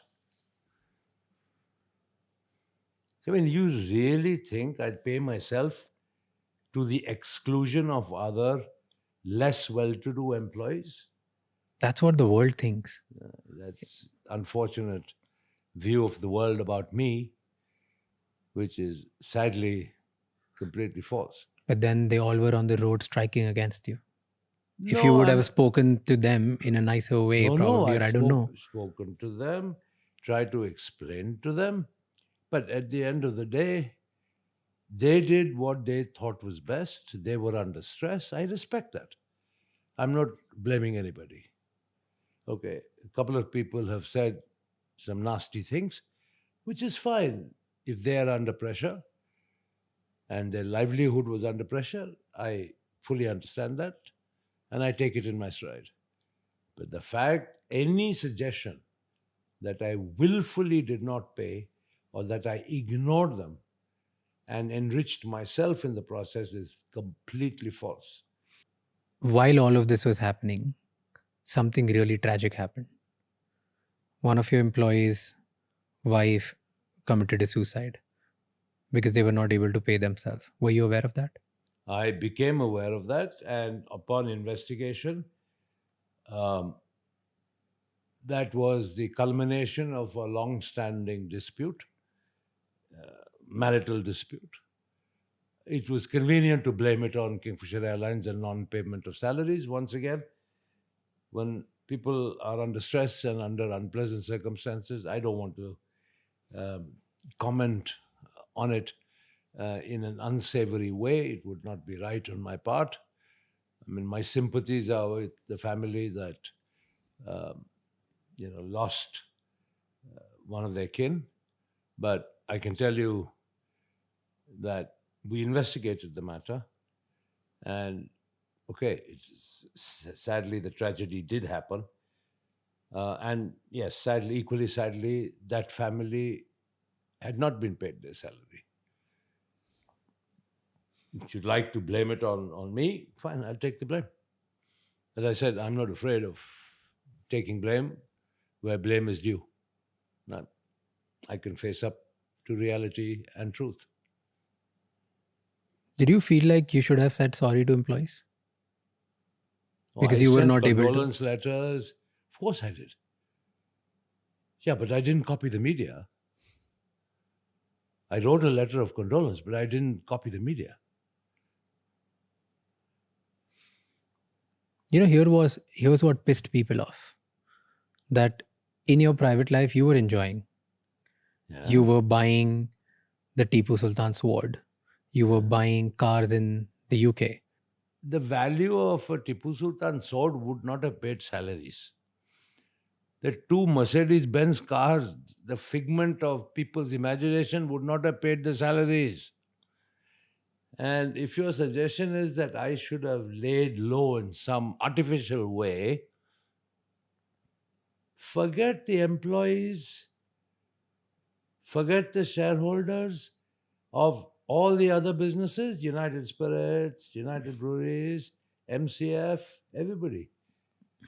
Really. That would have been very fair, isn't it?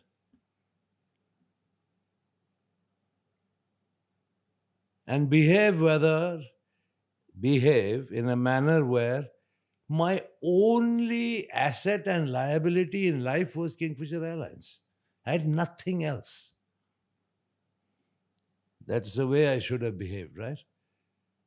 What about the salaries of the other employees of the other group companies? What about the shareholders of those companies? What about the future of those companies and the management of those companies? So sadly, if one company fails, is it your suggestion that the whole group must fail?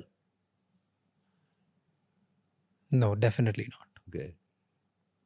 Everybody loves to talk about the failure of Kingfisher Airlines, and of course, pin me, the blame on me personally.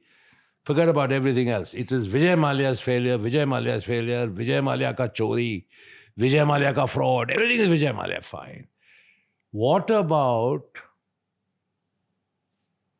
United Spirits Limited, United Breweries Limited, from where it started to where I left off, and the wealth creation in the hands of shareholders and the wealth creation in the hands of employees, probably amongst the highest in India in the corporate sector, highest, all forgotten.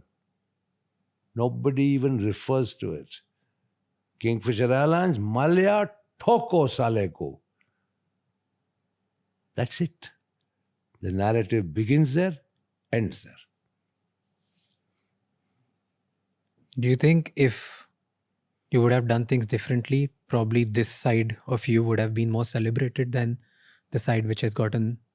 Once the media started, beginning with one particular channel whose anchor is known, right, to shout the house down, right? What did I start by saying? Vijay Mallya, I want to see you eating jail food. Vijay Mallya, I want to see you in jail clothes, etc., etc. Started from there. Everybody had to jump on the bandwagon. I think in the same time, because we're talking about events, somebody mentioned that you took out 35 million euros and invested in buying properties in France. Rubbish. Some dummy company called, I think, Gizmo Holding or something like that. Tell me, if I had siphoned Kingfisher Airlines money to such an extent, as people suggest, how would the airline run? On the bank's own admission, on the Debt Recovery Tribunal's own admission, 4,999 crores was the debt. Right? Yeah. Rest is all interest. ठीक है ना? The suggestions are that I have stolen or misused most of that or all of it. How would the airline fly?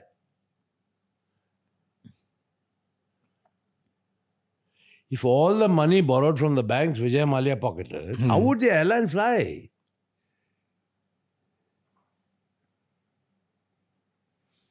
See, so all these allegations and false narratives being painted by people, if you analyze them, they make no sense.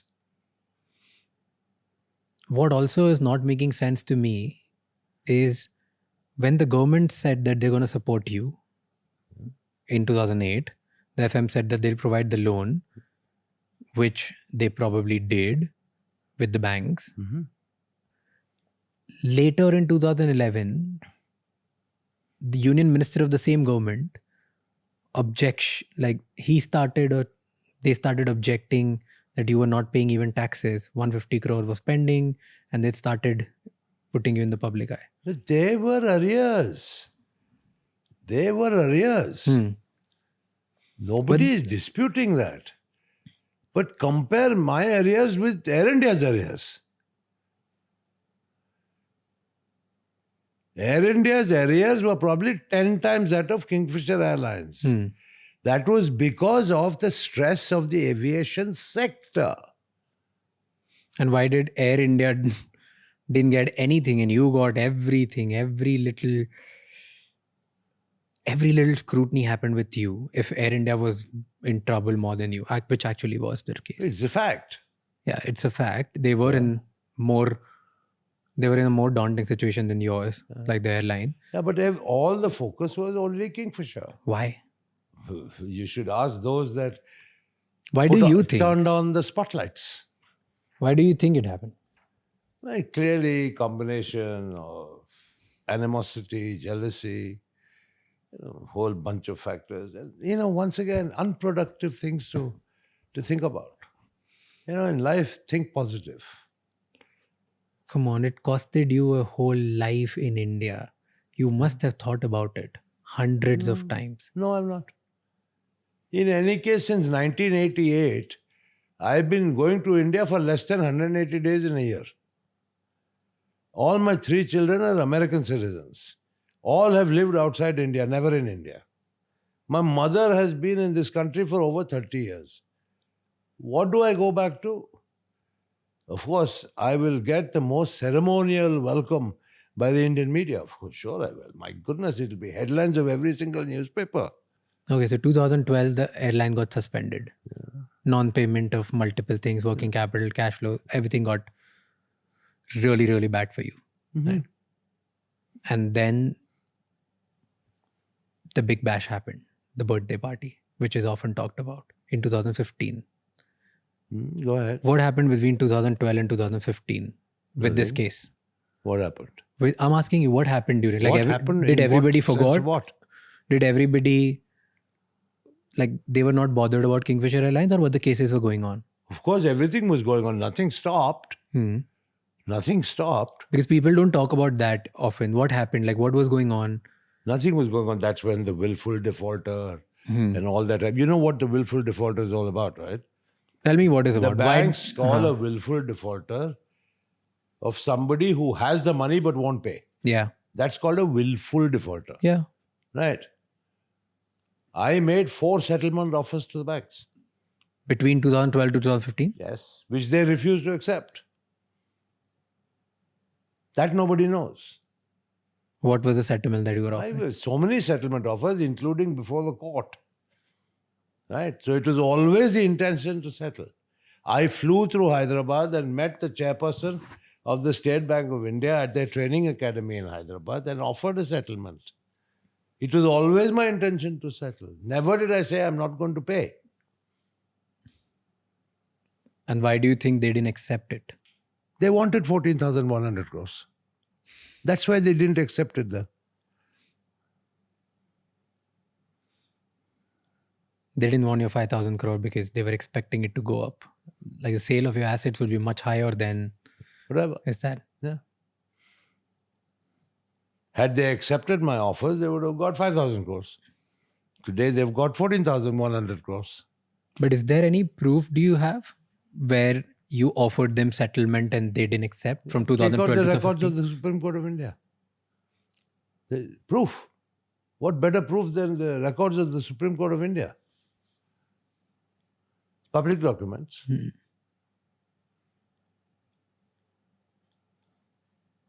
So let's say you offered, Yeah. nothing happened. Nobody, not even a needle moved. It just kept going on. It kept getting worse. And you knew this trouble was going on. And in 2015, apparently, according to the media, this is where things went down, where you had a grand birthday party, your 60th birthday party, 18 December 2015, right? Correct?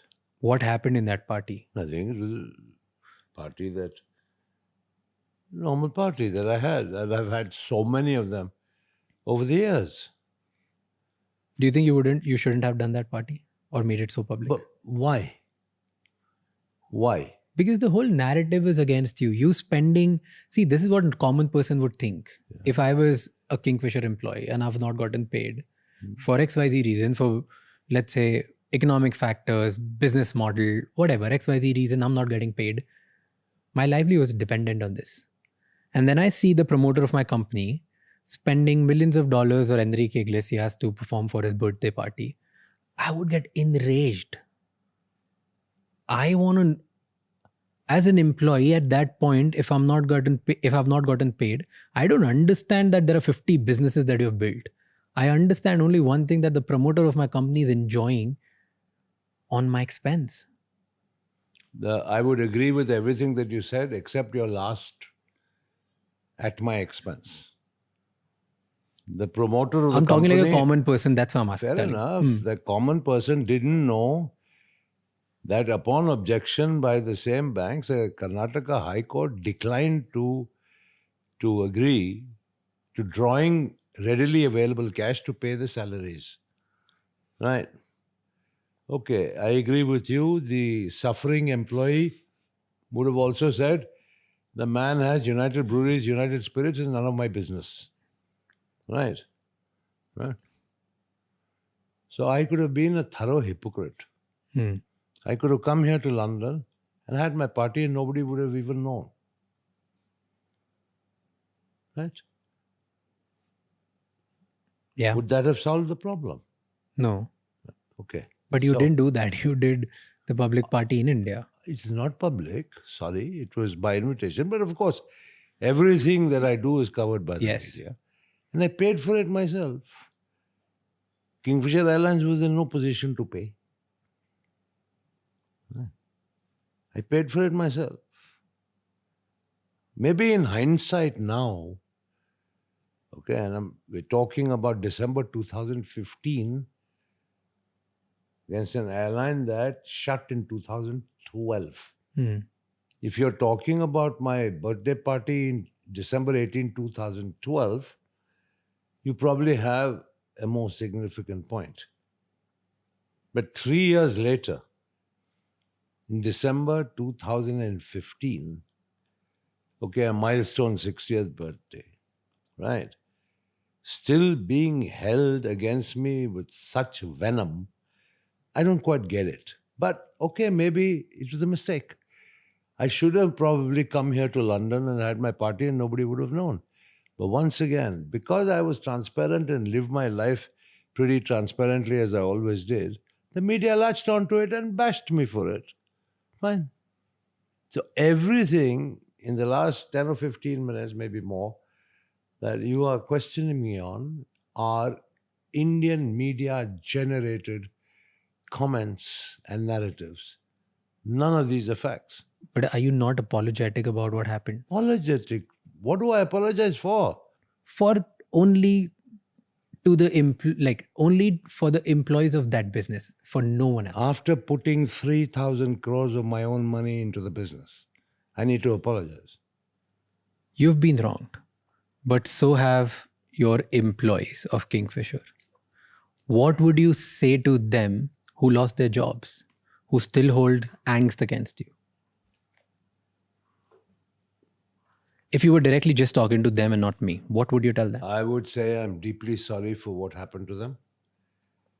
I would say I'm deeply sorry that some of them didn't get paid their salaries. I have no excuses to offer. I take full responsibility. But for those who care to listen, there was money lying in deposit with the Karnataka High Court.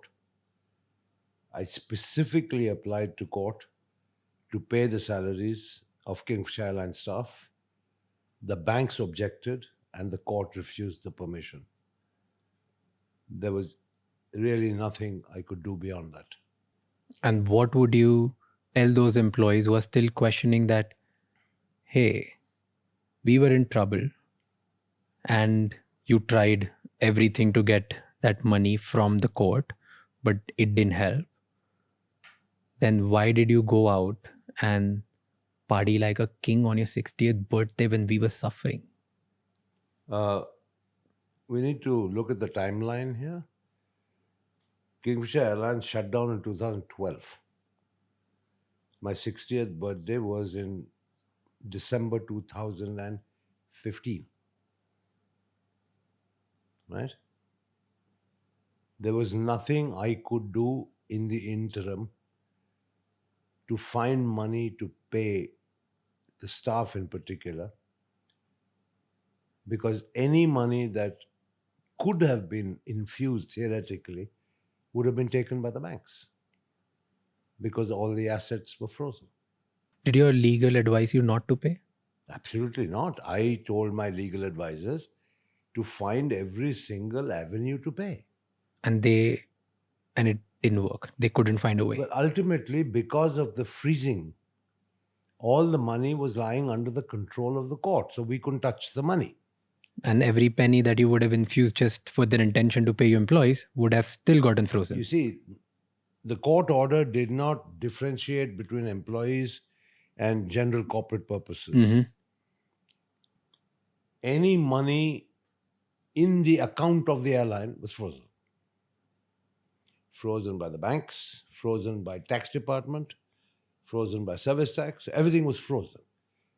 The chunk of available cash was with the court, and that was actually cash of UBHL, not Kingfisher Airlines cash, of United Breweries Holdings Limited, one of the co-guarantors. UBHL said, we want to pay Kingfisher Airlines staff salaries. Please allow us. The banks objected, and the court did not give permission. That is fact. I would feel very sad if somebody said I had no intention to pay or that I ignored to make the efforts. I made every single effort I could. Do you ever feel sorry that you couldn't do anything to give money to the employees? Obviously, but are you suggesting that I'm not sorry for what happened to Kingfisher and the collateral damage that was caused to everybody? I'm asking you, are you? I said I was very sad about the fact that You were sad, but were you failed. sorry about it? Sorry. I apologize publicly to everyone for the failure of Kingfisher Airlines. Till today, I'm willing to apologize. I did my very best. I tried very, very hard.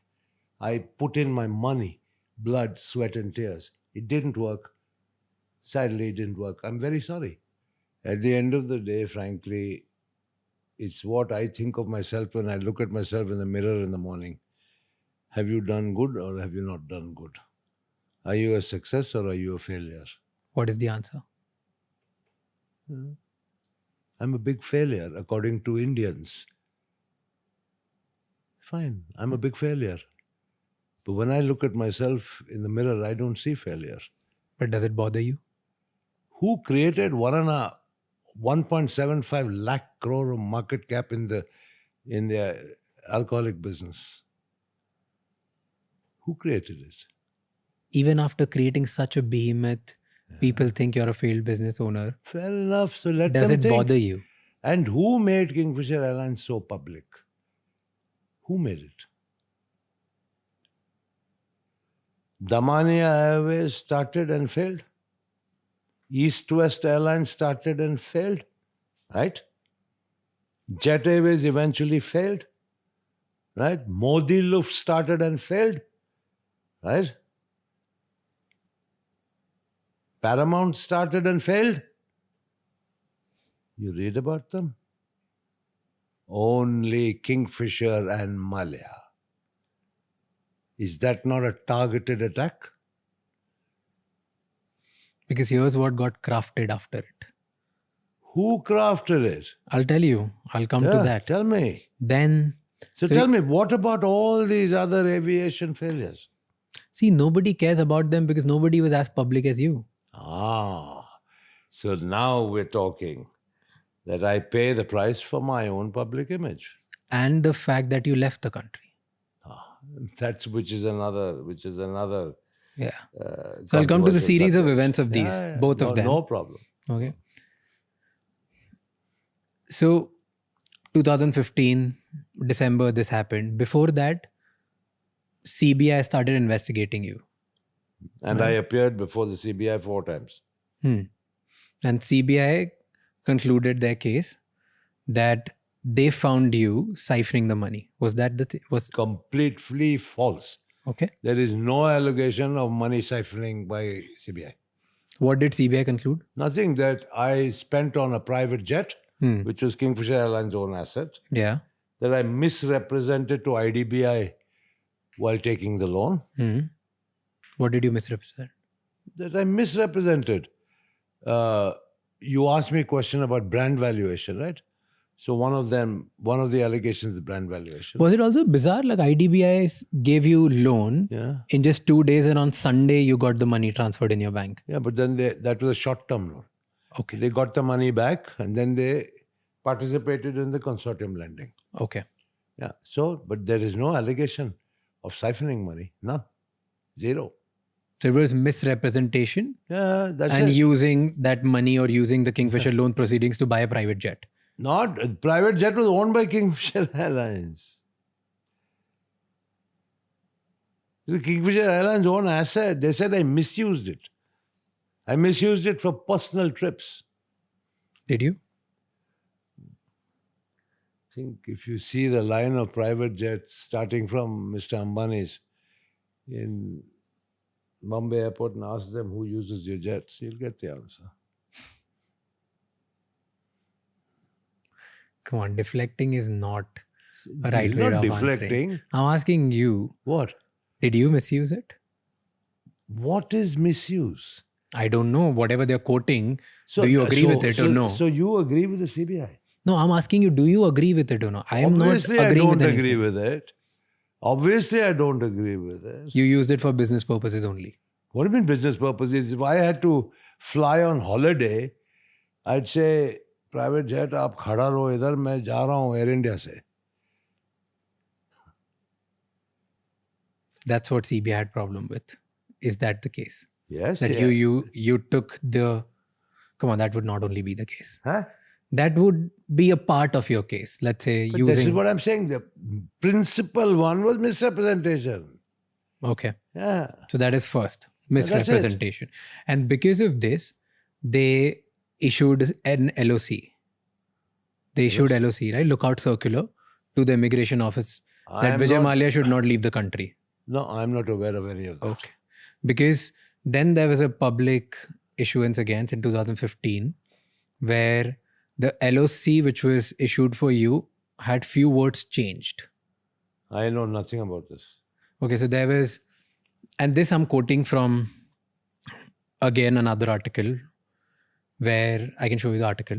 Yeah, where it's I've never heard of this before. okay. So the article said that you met with someone really powerful, and after that, in just few months, the lookout circular got changed, and the lookout circular changed into okay. Next time to the immigration officers, that if Vijay Mallya comes to the airport and want to leave the country, you need to inform us where is he going and for what purposes. You don't need to stop him. But earlier, the CBI put out a lookout notice that you should not allow Vijay Mallya to leave the country. And this change was made in 2015. I know nothing about this. This is the first time you are informing me. I went in and out multiple times. During the entire tenure. Never a problem at all. And what you're telling me now is news to me. I've Wow. never known of a LOC issued or any other form of notice. The change happened on 24th November 2015. Just few words. No. And it specifically read, this was a fresh LOC, that he needs to be questioned before leaving the country. Where is he going? And this needs to be informed to CBI. After that, he can continue traveling. He should not be stopped. That's fine. That you said when in 2015? 24th November 2015, a fresh LOC was And before that? circled. Before that, there was just, I don't have an I must exact have date. gone in 4 times before that. Oh. So then, where's the LOC? So all of this is random thing that you met someone really powerful in Delhi and got changed, and you changed your CBI circular or something. Nonsense. Okay. Then another series of event happened, because after your public birthday party, people started losing their shit. They started getting pissed. It became even more public. This 2015, end of it. Your Supreme Court interfered, I guess. Supreme Court entered in this whole case, and they put up a bench that 3rd March 2016, your case needs to be heard or needs to be represented in front of Supreme Court. On 1st March 2016, I think you were in Delhi, you went to the parliament, and 2nd March, you left the country. One day before, when you were about to be present in front of Supreme Court. Is all of this real? Or none of it is real? No, this is completely false. There was no Supreme Court hearing. I was not summoned to court. I'm not aware of any court hearing. I told the finance minister, Arun Jaitley, before leaving for the airport. And then I flew from Delhi to London. I was on my way to Geneva for a FIA World Council meeting, which was fixed months ago. I told the finance minister, because I went from Parliament to Delhi airport. When this news hit the media, once again, it created a storm. Yeah. People went running to Mr. Jaitley. He denied meeting me. A Congress MP saw us and then said to the media, no, I saw them together. Mr. Jaitley had to retract his statement and said, yes, I met him, but only while I was walking. It was a fleeting meeting. I never said I went to Mr. Jaitley's office, sat in front of him, had tea with him. All I said is I told the finance minister while leaving, I'm going to London, I have to go to Geneva for a meeting, I'll be back. Please tell the banks to sit across the table and settle with me. How long does this take, this one sentence? A minute or two. चलते चलते बात हो सकती है ना? हाँ. मैं थोड़ी ना कहा कि मैं कुर्सी और मेज के सामने बैठ के डिस्कशन कर रहा था. But you see the way He denied it. Then when the Congress MP pointed out his mistake that he saw us, he quickly changed. This is the problem with the media, particularly where I am concerned. They conjure up stuff, they blow things well out of proportion. Well, okay, if it's good for their business, let them continue doing it. So all of this is nuisance that on 2nd of March, you left Delhi airport for London in a Jet Airways flight 9W122 from T3 with 55 big suitcases. And somebody says 27, somebody says 55. I mean, different newspapers, different stuff. What difference does it make? They say LOC, then they say no LOC. Then I tell the finance minister I'm going. Then he says no. Then he said no, he had a fleeting meeting with me. And all this 15, 18 suitcases, complete and utter rubbish. So your intention was never to leave the country? Look, please understand this whole narrative of bhagya, bhagoda. Because this is where it starts. Yeah. This is coming from people who don't know their facts. Tell us the facts. I came to England in 1988. I got my indefinite leave to remain, ILR, in 1992. For 32 years, I have been a permanent resident of the UK. Allowed only to spend 180 days in India because I have preserved my non-resident status since 1988. All right. That is why I used to go back and forth so often.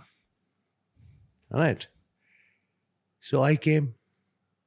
I was attending a scheduled meeting in Geneva, like I told you. What happened? The loudest anchor in the television industry started. All the media piled on. Huge hangama. How did Vijay Mallya leave? How did he leave? Like any normal person on a Jet Airways flight. That too after telling the finance minister that I'm going. Driving from Parliament House to the airport. Right. So this whole tamasha started. Right. How does government normally react to media frenzy? Check your own facts. So I said, okay, let things cool down. On top of that, I was negotiating with my foreign collaborators to sell certain shares so that I could pay the banks. My intention was always to settle with the banks. Right? Yeah. So I wrote to the enforcement directorate who sent me a summons.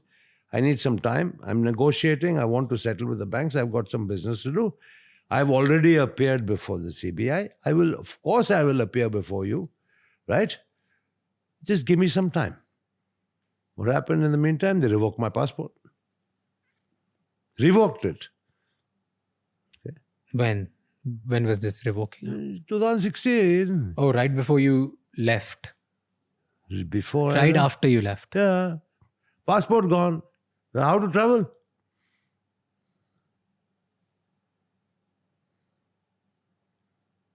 So you got stuck because they revoked your passport. Then- Your intention was to come back to country. Many things may have been different, no? But your intention was But always without a passport, where do you go? nowhere.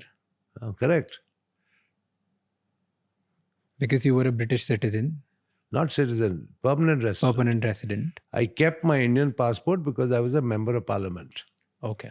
which I could not be a member of parliament had I not been an Indian citizen. So if your intention was to come back to the country, why didn't people allow you? Look, that you should ask the people. Why should I sit and speculate? But aren't they spending millions of dollars in cases to get your extradition done? Yes, because they have to make a show of things as well, no? Please, let's be very clear. Can somebody from the government say to the public, what crime have I committed for which I must be investigated? Have I stolen money from the banks? You must have a prima facie case that I've stolen. You can't just make it up in your head Yeah. that I've stolen money from the banks. You need some prima facie evidence. Right? Have I done any money laundering? Have I done any drug smuggling? Have I been involved in any violent crime? What is the allegation against Vijay Mallya? Nobody can have an allegation against Vijay Mallya of dishonesty because I have always been honest and truthful. I have never borrowed and I have never cheated and I never will. But you got this tag of willful defaulter. Willful defaulter is a person who can pay and who doesn't pay. That's a crime. That's a crime. Isn't it? You make up your mind. Then why did you freeze all my assets? You froze my assets in 2016. Right. That's how you've recovered 14,100 crores, right? You can't freeze assets of a person on one hand and call him a chore on the other hand. No? See, they call you willful defaulter because you had money and you didn't pay. And that's why they had to take such a strict action to freeze your assets. If you would have paid earlier, then they would have not done this. But if you're saying that from 2012 to 2015, you have applied multiple times in the court that you want to settle. Yes. Why is all of this happening? I think it's very clear it's also been a part of the media where a particular senior officer of the State Bank of India said to a good friend of mine that as a banker, I would have settled with Vijay a long time ago. But if I do any settlement with him, I'll have the CBI on my neck the very next day.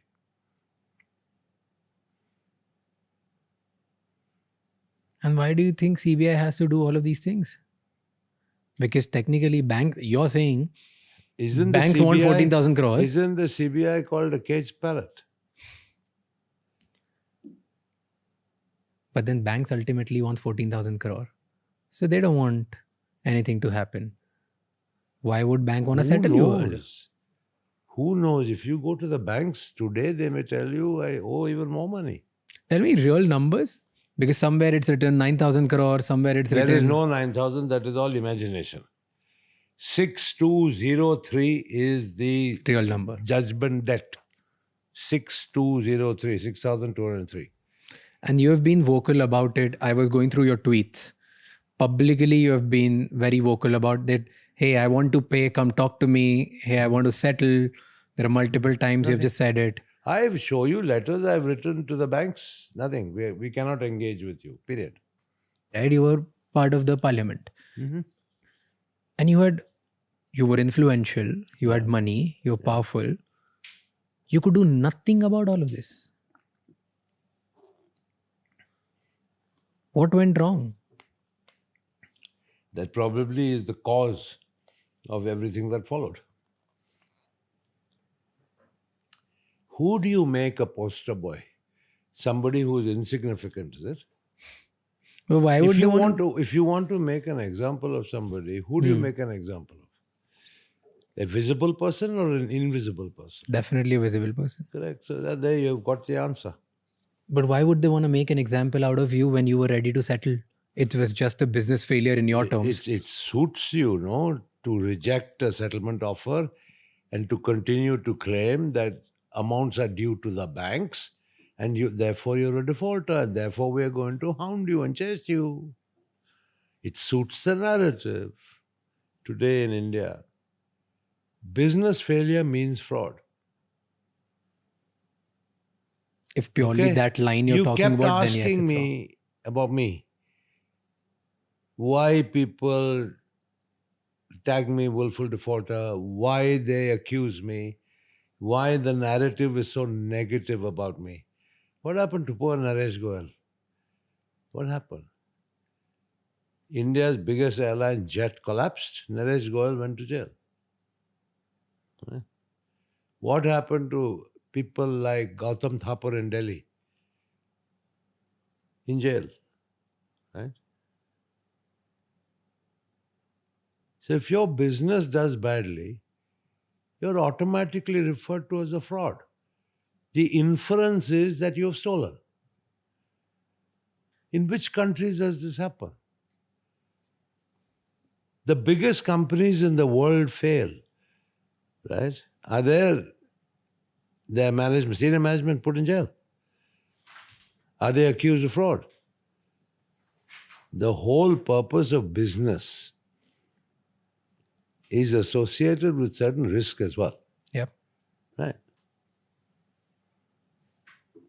But in India, sadly, you have a business that fails, you're accused of fraud and improper conduct.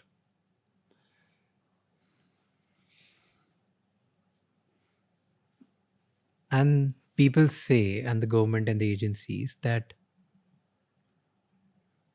your fraud or people whose businesses have failed are fraud because they've taken money from the banks, which is a common taxpayers' money, which is common people's money.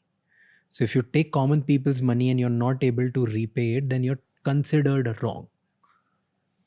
But if in your case, if they have actually recovered more than 2.5x of it, or probably somewhere around that number, why are they still behind you?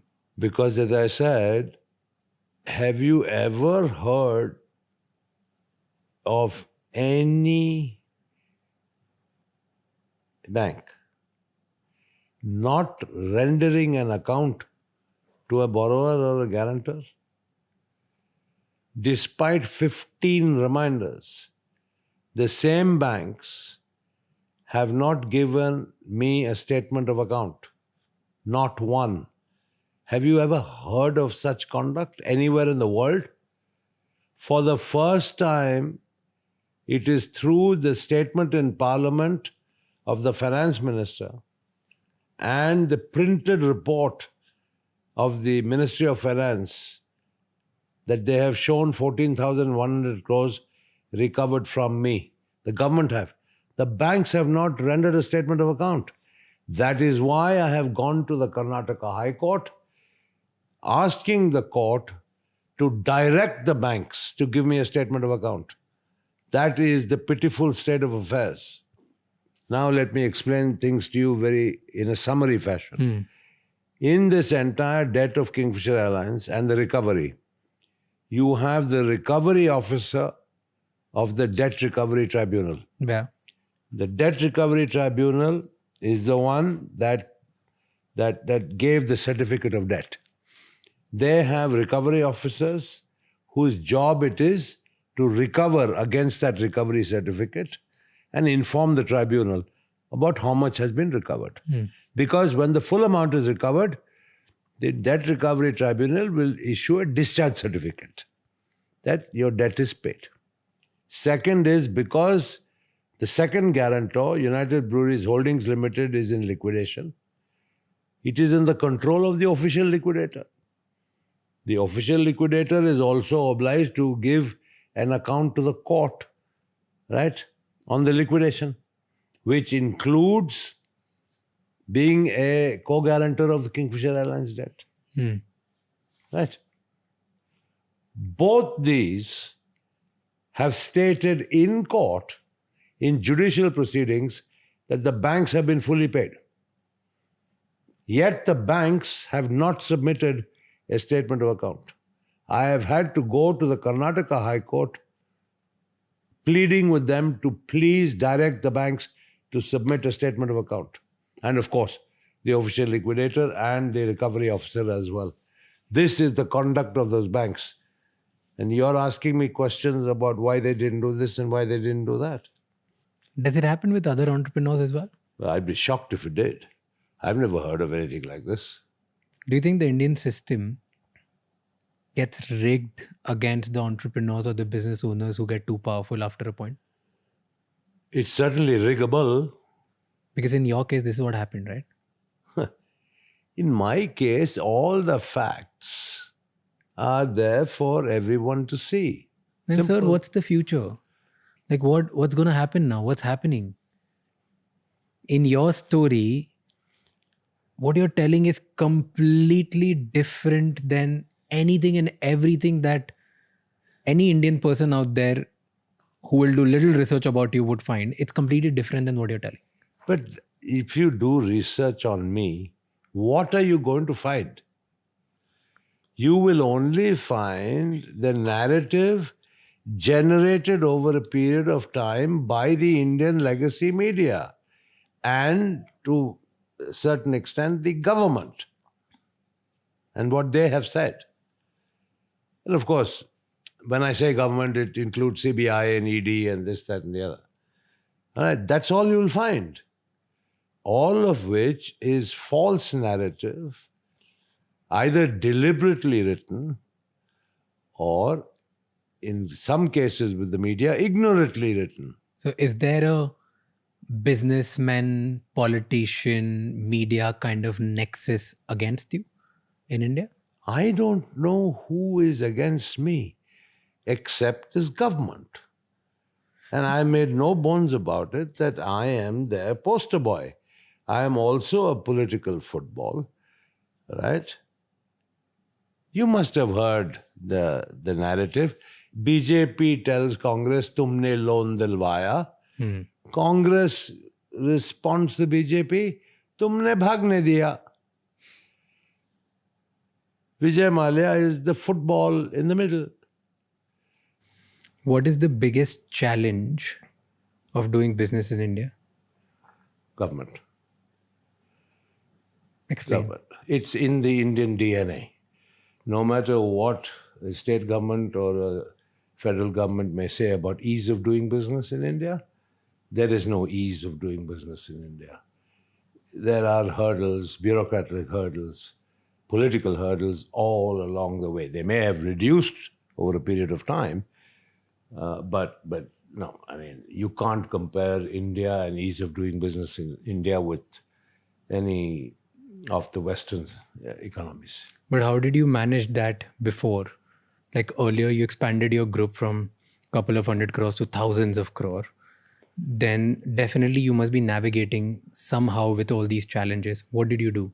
That's what I said. I had to maintain good relations with almost 29 countries. That's the 29 states, all of which were empowered by the Constitution to have their own policy on liquor. So I had to effectively be in the good books of 29 chief ministers. What do you mean by becoming or getting in the good books of the government? Well, like, were you doing favors? They were asking favors to you? Was there... Look, let me tell you, when elections were announced, I would desperately want to take a holiday outside India. Why? Because I didn't want to be accessible. The politicians always felt that, the liquor business was the cash cow that would meet their electoral aspirations. And, sometimes these aspirations were completely unreasonable and impractical. But no, I mean, look, dealing with government doesn't mean underhand exchange of money. Okay, it definitely doesn't. I mean, whoever said that, I can buy my way through X, Y, or Z is wrong. Okay. You can have good relations with people, and provided you present a proposal to them that meets their own political objectives, it works well. But would there ever be exchange under the table as well? All of that used to work or no?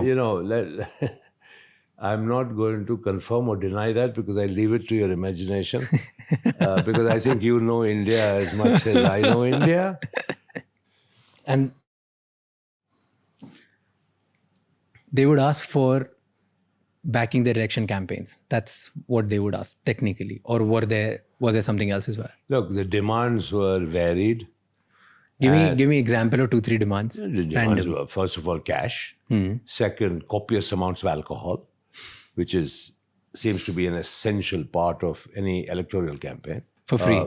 Vehicles. Cars. Yeah, vehicles, jeeps, cars, yeah.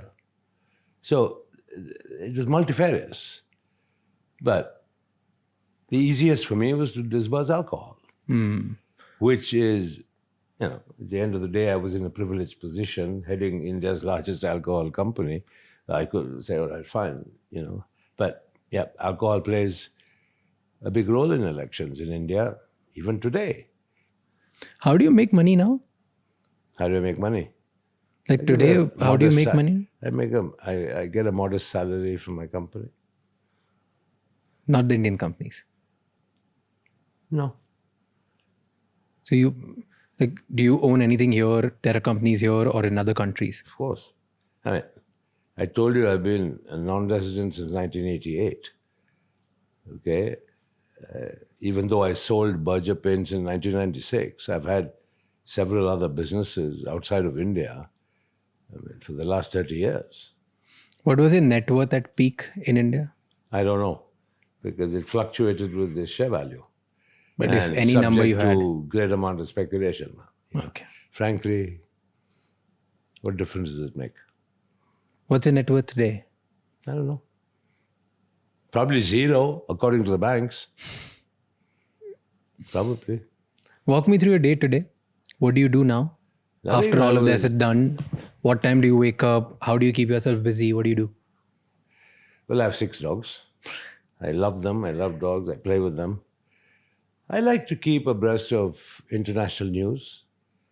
I love my dogs. I play with them a lot. I have a few classic cars, which I like to tinker with. But I have an office on the property next door with my staff. And yeah, as I told you, I have running businesses. And so I keep an eye on them. But sadly, a lot of time is taken on unproductive and very expensive legal matters. Sadly, once again, the banks in India, who are state-owned banks, public sector banks, carried their attack on me here even before the UK courts. So as if Indian legal proceedings were not enough. They even came here. Fine, so I have to defend myself. And the businesses that you run here, they fund the legal fees and everything that you're doing. Yeah. Let's put it this way, there's enough to go around. What kind of businesses are here? The same brewery or something else? Oh, yeah. Basically, say my core business. Alcohol, brewery, or all that. Yeah. You love it. You love doing the same thing. That's what's in my blood. I used to joke when I was young. I said I was born in a bottle.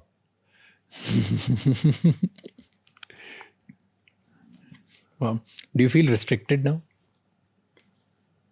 Because you just use word, I was born in a bottle. Do you feel that you have been caged in a bottle again with all these legal matters? Because you don't have a passport. You're a free bird flying around all over the world. Yeah. So now you're stuck here. That freedom went in 2016 when the Indian government revoked my passport. So it wasn't a suspension, it was a revocation. So I knew back then the consequence was no travel, right? So for a guy who used to be on a plane 3-4 times a week, flying around the world, to be in one country for 9 long years, certainly a game changer. It must be. But it's not a matter of life and death. I mean, it isn't that profound because there's enough and more to do and to enjoy a quality of life that, okay, has shrunk in many ways from what used to be, but it's still okay. One must get on and move on. Does it not bother you? No, it doesn't bother me. Do I look bothered? No, Not to me. It's not a question of what is the meaning of do I get up in the morning and wipe my tears away every day? No. Someday, some point, you're like, I'm done with this. Like, what the hell is happening with me? What is my solution? What are my options? The government of India has revoked my passport, right? All I can get is a one-way travel pass to India. That's it. What about my constitutional rights that every Indian citizen is entitled to a passport? And what happens if I try to enforce those? It'll drag on for years in the court. By the time I might be too old to travel. So don't you feel lonely here?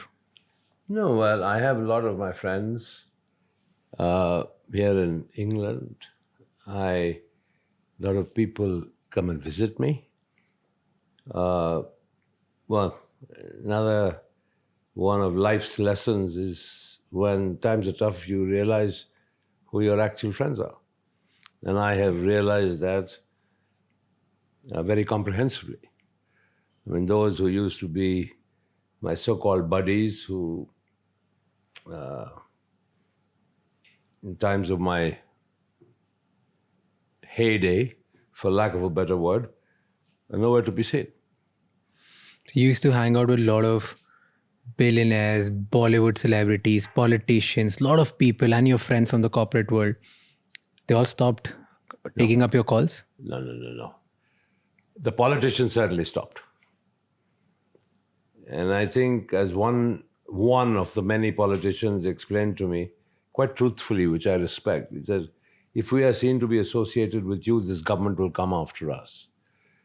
Because I think in the political world, I think it's pretty well known and more importantly, pretty obvious that this government is after me. So they want to protect themselves. As far as corporate titans are concerned, I mean, Kiran Mazumdar, bless her soul, she's like my sister, makes it a point to be in constant touch, comes to England, we always have a meal together. And like that, there are a few other good friends who keep in touch, but otherwise, no. Certainly not as frequently as I would have been in touch with them or seen them when I was in India and all these troubles hadn't started. Talk about Kiran Mazumdar Shah. She publicly talks about you and how close you were, like since childhood you were friends. And she talks about your generosity, your optimism. She's been very vocal that you gave it all to save and fight it all. She has gone out in public and said that it was bad times and bad things which happened to you, but you were right and you gave it all away. So she talks about it. And someone of that stature living in a very public market in country like India, usually people stay away from these conversations and people would want to, she talks, but she doesn't. She talks about it every time people ask about you. She's been okay about it. In fact, there was a statement that she said, a lot of people are optimistic. Vijay was probably rather more optimistic than most. And no, it she wasn't talks a about question of just optimism. Let me tell you, Kiran and me grew up together. I talked about the brewery house in Bangalore. At that time, there was a little colony. So there was a brewery house in which I lived and then 4 other bungalows. The one next to the brewery house was actually occupied by Kiran Mazumdar and her father. Her father was the chief brewer and the technical director of UB.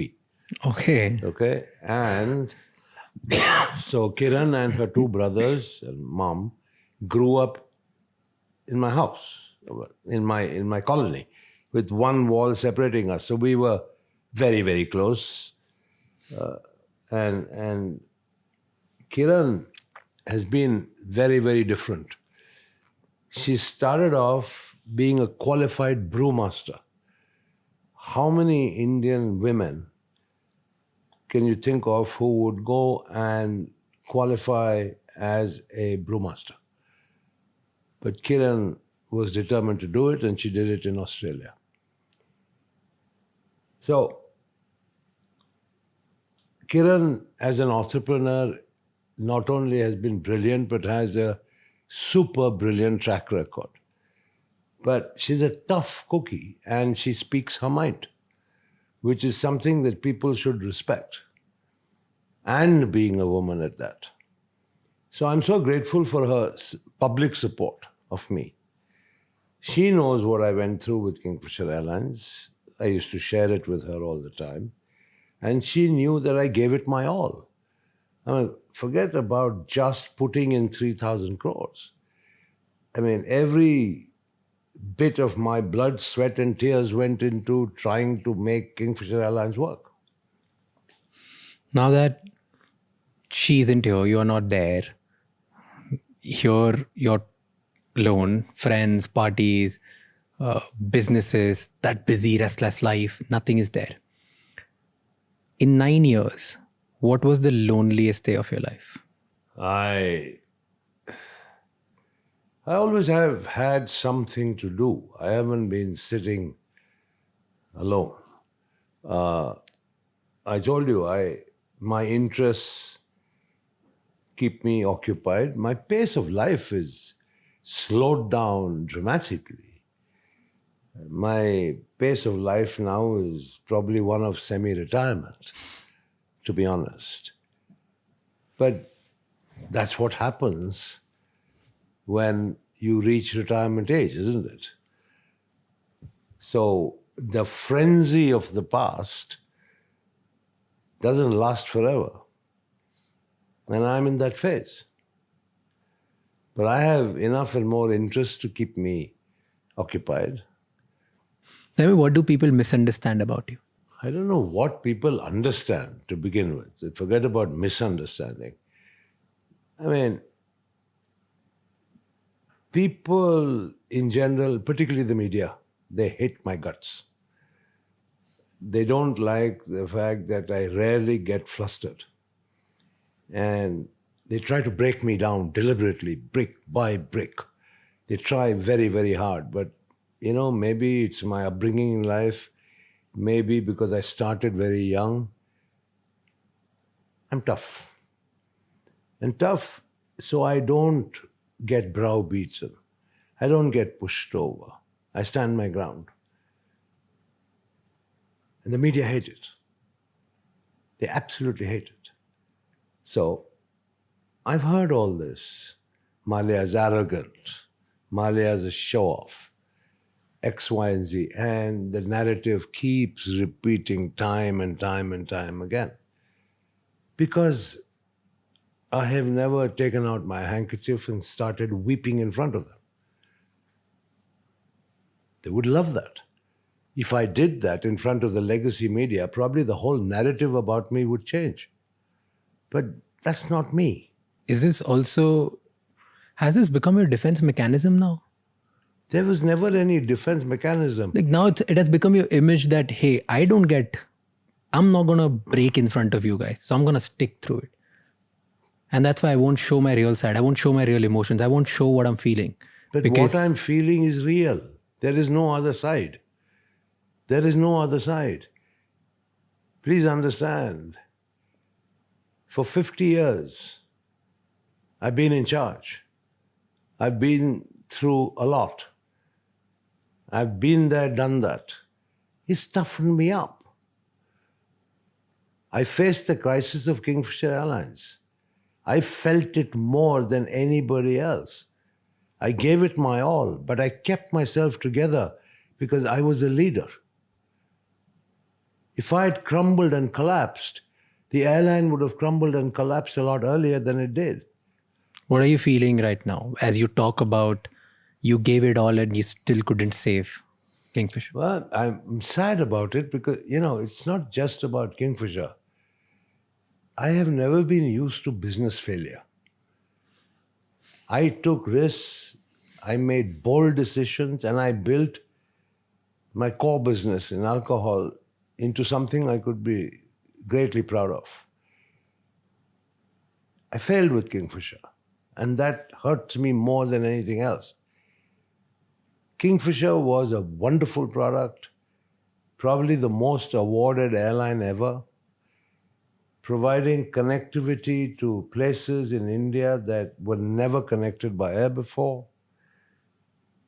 and in an environment promising growth. Today, India is the biggest single growth market for aviation in the world. Can you imagine if Kingfisher was still flying? It was just circumstances at that particular time, government policies that didn't help, and mounting losses.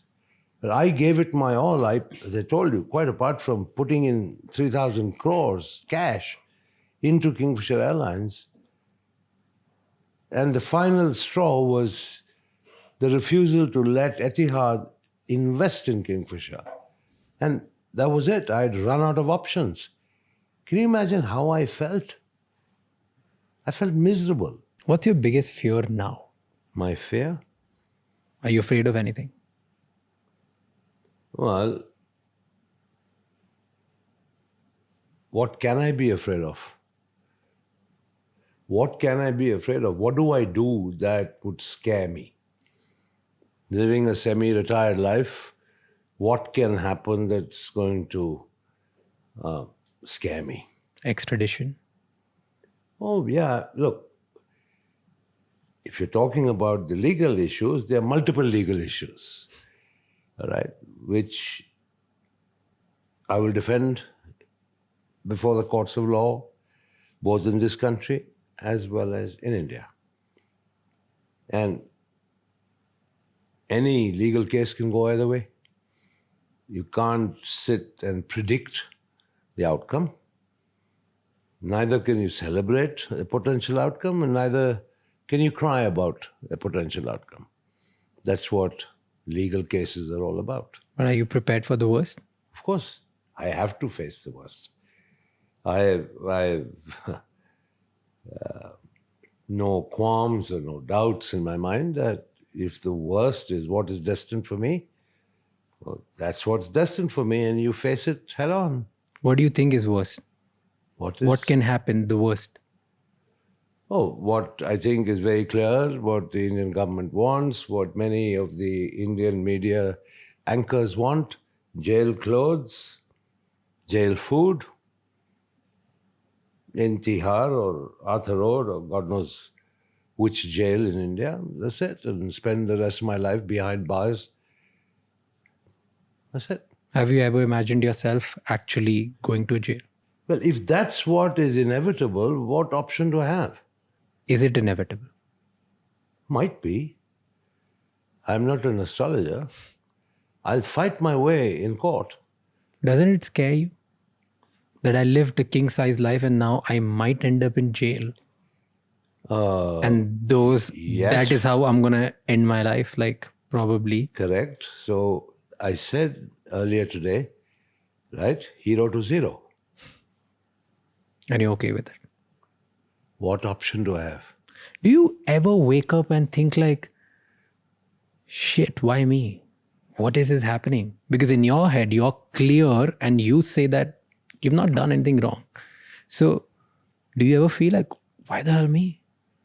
Maybe that's my destiny. Maybe my stars are misaligned. Do you believe in it? No. I don't believe in astrology, but... Do you believe in God? In God? Very much so. I'm deeply religious. I've gone to most of the temples in India, particularly South India. I've made my modest offerings to various temples. I don't know whether you know, but The Sabrimala temple in Kerala, the entire gold roof was donated by me. Tirupati, Tirumala temple, the entire gold plating of the front of the sanctum was donated by me. I've donated Dwajasthambas in the Subramanya temple and Mokambika temple. So I definitely believe in God. So do you not then question it? No, sometimes I don't question it. that, hey, I like believe, to, I believe in God so much, I do so much for my religious belief, and still I'm going through all of this. yeah, well, ultimately God will protect me. That if I have to have a rough ride in the process, maybe that was also what God wants. Do you think winning the case is important for you now? Or you're like, even if it gets stretched, I've come terms to my life, I'm aging, it's okay. Unfortunately, the word stretch doesn't work in English courts. Okay, there's nothing known as stretching a case in this country. In India, yes, sadly. That's why legal matters take so much time to resolve. Here, dates fixed, trial dates fixed, decision rendered, story over. So you can't willfully kind of string things along. But is it important for you to win? Yes, because I believe I should win on merit.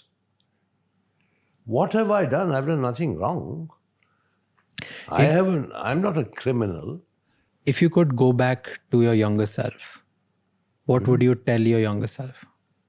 Would you tell him to do anything differently? I think the values I've instilled in my son in particular and all my three children is by example, my hard work. Of course, they were very young, but they've seen how hard I worked. And basically the dedication and commitment to your objectives and your responsibilities. That's it. But would you go to your younger self and tell something different? What choices would I have? If you gave me a choice on what I would choose, I might choose. But if I was... Probably never start Kingfisher Airlines, because that all cost you the trouble. Yeah, good possibility. That maybe I should have just said, I'm going to stick to my core business of alcohol and just not do anything else. Do you think any part of it you would have dealt with little in a different way?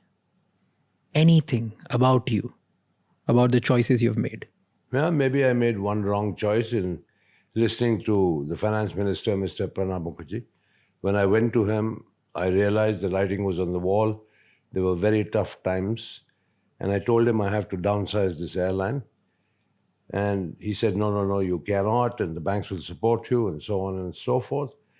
And yeah, I listened to him. Maybe I shouldn't have. I should have gone ahead and downsized it. And had I downsized it, the financial burden would have been far less, and probably Kingfisher would have been flying till today. What's one thing about extreme wealth that common people don't understand? I don't know, because I've never had extreme wealth. Come ever. on. The kind of wealth you had was extreme for a large share of people around the world, not just our country. Once again, a major misconception. Just because I had the Kingfisher calendar with pretty models, just because I sponsored the Indian Derby in horse racing, just because I sponsored fashion, all of which were, to my mind, marketing tools with the singular objective of promoting my brands. And I got the tag of King of Good Times, which gave the impression that I was super rich. I didn't spend a penny from my pocket. None. But you were super rich. You still are super rich. I'm not. All my assets in India have been taken. Right? So yes, there were thousands of crores. They're all gone. Right? So what do I have left? That's India. Here, you're sitting in my house. I've explained my lifestyle. It's normal. What's super rich about it? Come on. This is super. What's super rich about it? This is super rich. Let's just agree to disagree here. All right. Because, That's come fine. on. Fine. Like, what are we even talking about? Yeah, This so- is not a life of somebody, a normal taxpayer or a normal person going to a job or 99% of the people in the world. Were you ever in control of your public image? Why? I never even tried. Because what you're telling, the version that I get to see in last 2 days, and what probably millions of people would get to see now, is a version that is completely different that is out there. That's why I'm doing the podcast with you. You built a personal brand which crashed down way worse than Kingfisher Airlines. Did you ever make it, or it was always just the media who did it? It was only the media who did it. So you were never control of your personal brand ever at any point. Not once. Never even paid attention to it. And you never bothered. No, why should I bother? And why bother now? You're absolutely correct. But what's going on? Like, why do you care now? Because I'm not talking about brand Vijay Mallya. I'm talking about how I have been wronged. I'd like to show you something. All right. Here is the recovery certificate of the Debt Recovery Tribunal. Right. It says recovery certificate 6,203 crores, 35 lakhs, 3,879 and paisa 42 only. That's the 6,203 crores plus interest at 11.5% with yearly rests. Right? So that is evidence of the debt. Right? Okay. You asked me earlier, where did this 9,000 crore figure come from? This is the official Debt Recovery Tribunal Karnataka Bangalore's document. Yeah, that's And they have said that you owe 6,203 crore rupees. me along with four others. 4 others, yeah. Correct. Okay. Kingfisher Airlines, United Breweries, Vijay Mallya, Kingfisher Fine West. Correct. Okay. So the assets of all those combined, right, would need to satisfy the judgment debt of 6,203 6,200 crores. Yeah. Before I go very further, I'm the one under attack. Not all 4. Anyway, you asked me about where this 9,000 figure came from. Yeah, because it's written 6,203. No problem. Plus interest, whatever the case may be. That is dated 2017, if you see the date of the document. Yeah. I can't. Where is this? Maybe you should go to the end. Okay. Last signing. Yeah. Date of deliveries 26 July 17. Correct. Okay? And then I'll show you another report about an interview with the Prime Minister. Okay? March 29, 2019, in which the Prime Minister has said he owed 9,000 crore, but government recovered 14,000 crore, says PM Modi on India's action against Vijay Mallya.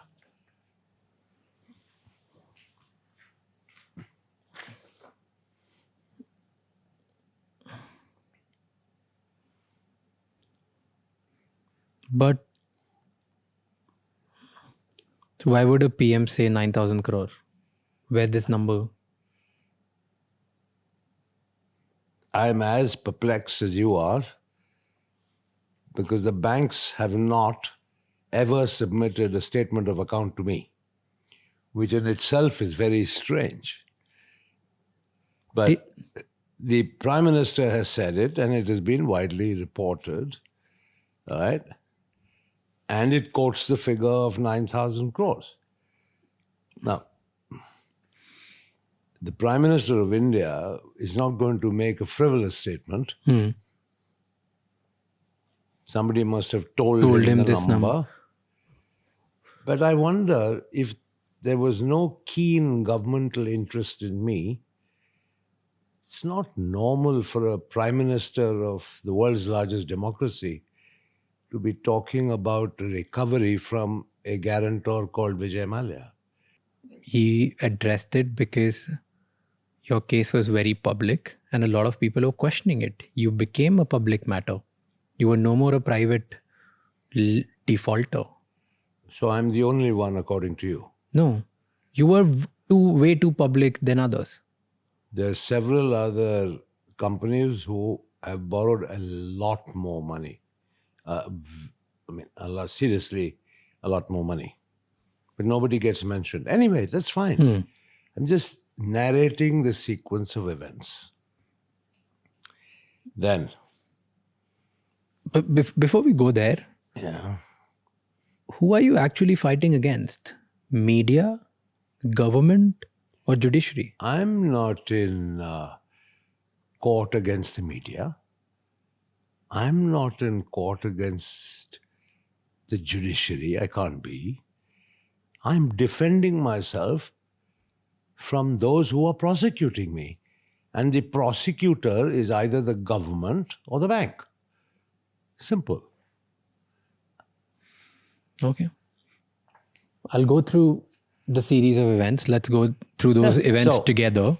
One of the sort of allegations is that I improperly borrowed money from the IDBI bank by some sort of nexus. Yeah, between you and the general manager. And the chairman and managing director and executive directors, which is... A lot of people were involved so that the normal rules of lending were not applicable to you. IDBI Bank had a Reserve Bank of India and a Ministry of Finance representative on their board. All the loans that Kingfisher Airlines received were approved by their board. Right? But I will draw your attention to a public statement in 2021, because IDBI is a publicly listed entity, had to report their financial performance to the stock exchange. And announcing the Q1 results, the managing director and CEO, M.K. Sharma, said that 278 crores by way of principal and 331 crores by way of interest, aggregating 753 crores, was recovered from Kingfisher Airlines. This is in 2021. And therefore, IDBI was paid in full.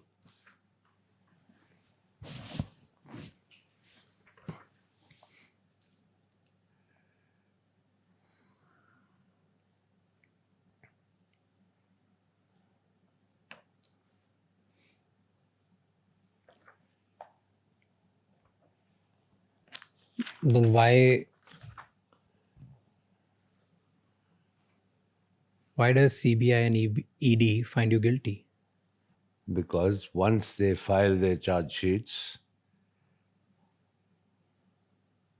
the presumption is that you are guilty until you prove yourself innocent, whereas the law requires the opposite. You are presumed innocent until they prove you guilty. I'm still waiting for the CBI and Enforcement Directorate to produce evidence of my guilt. But they continue to pursue me on behalf of the banks. Now, you see here, right? This follows the finance minister's statement in Parliament, on the floor of Parliament, on December 17th, 2024, which is a few months ago.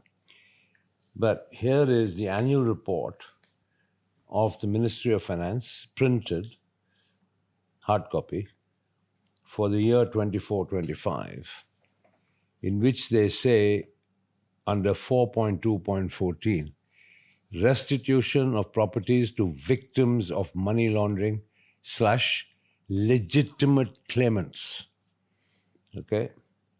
And it goes on to say, the Enforcement Directorate is not only actively pursuing the economic offenders to unravel the money laundering, but at the same time is also making efforts for the restitution or return of assets to the banks and others who have been defrauded by the offenders. Right? The ED has successfully restored properties valued at approximately rupees 22,280 crores to victims or legitimate claimants. The details of the restitution / restoration done by ED are given below. Number 1, Vijay Mallya case, quantum of properties restored 14,131.6 crores. And in the comments section, details of restoration says complete amount of attached properties have been successfully restored to the public sector banks.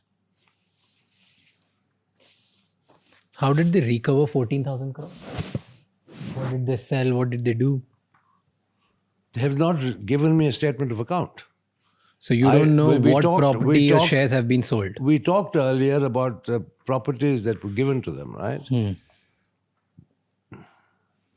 So everything, walk me through it again if you can, please. What were the things that, how did they recover They 14,000 attached crores? all my assets. And highlight 2 or 3.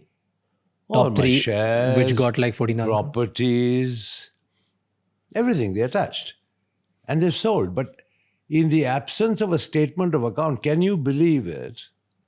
Right? That from 2017, the date of the DRT order, till today, 2025, the banks have not given me a statement of account.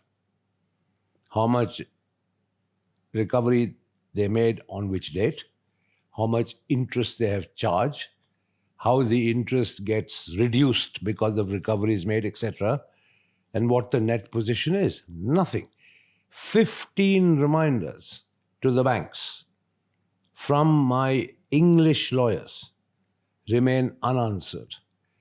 Letters from me personally to the chairman of the SBI remains unanswered, and my last letter requesting a meeting to resolve these issues came back with a response saying, we are not interested in meeting.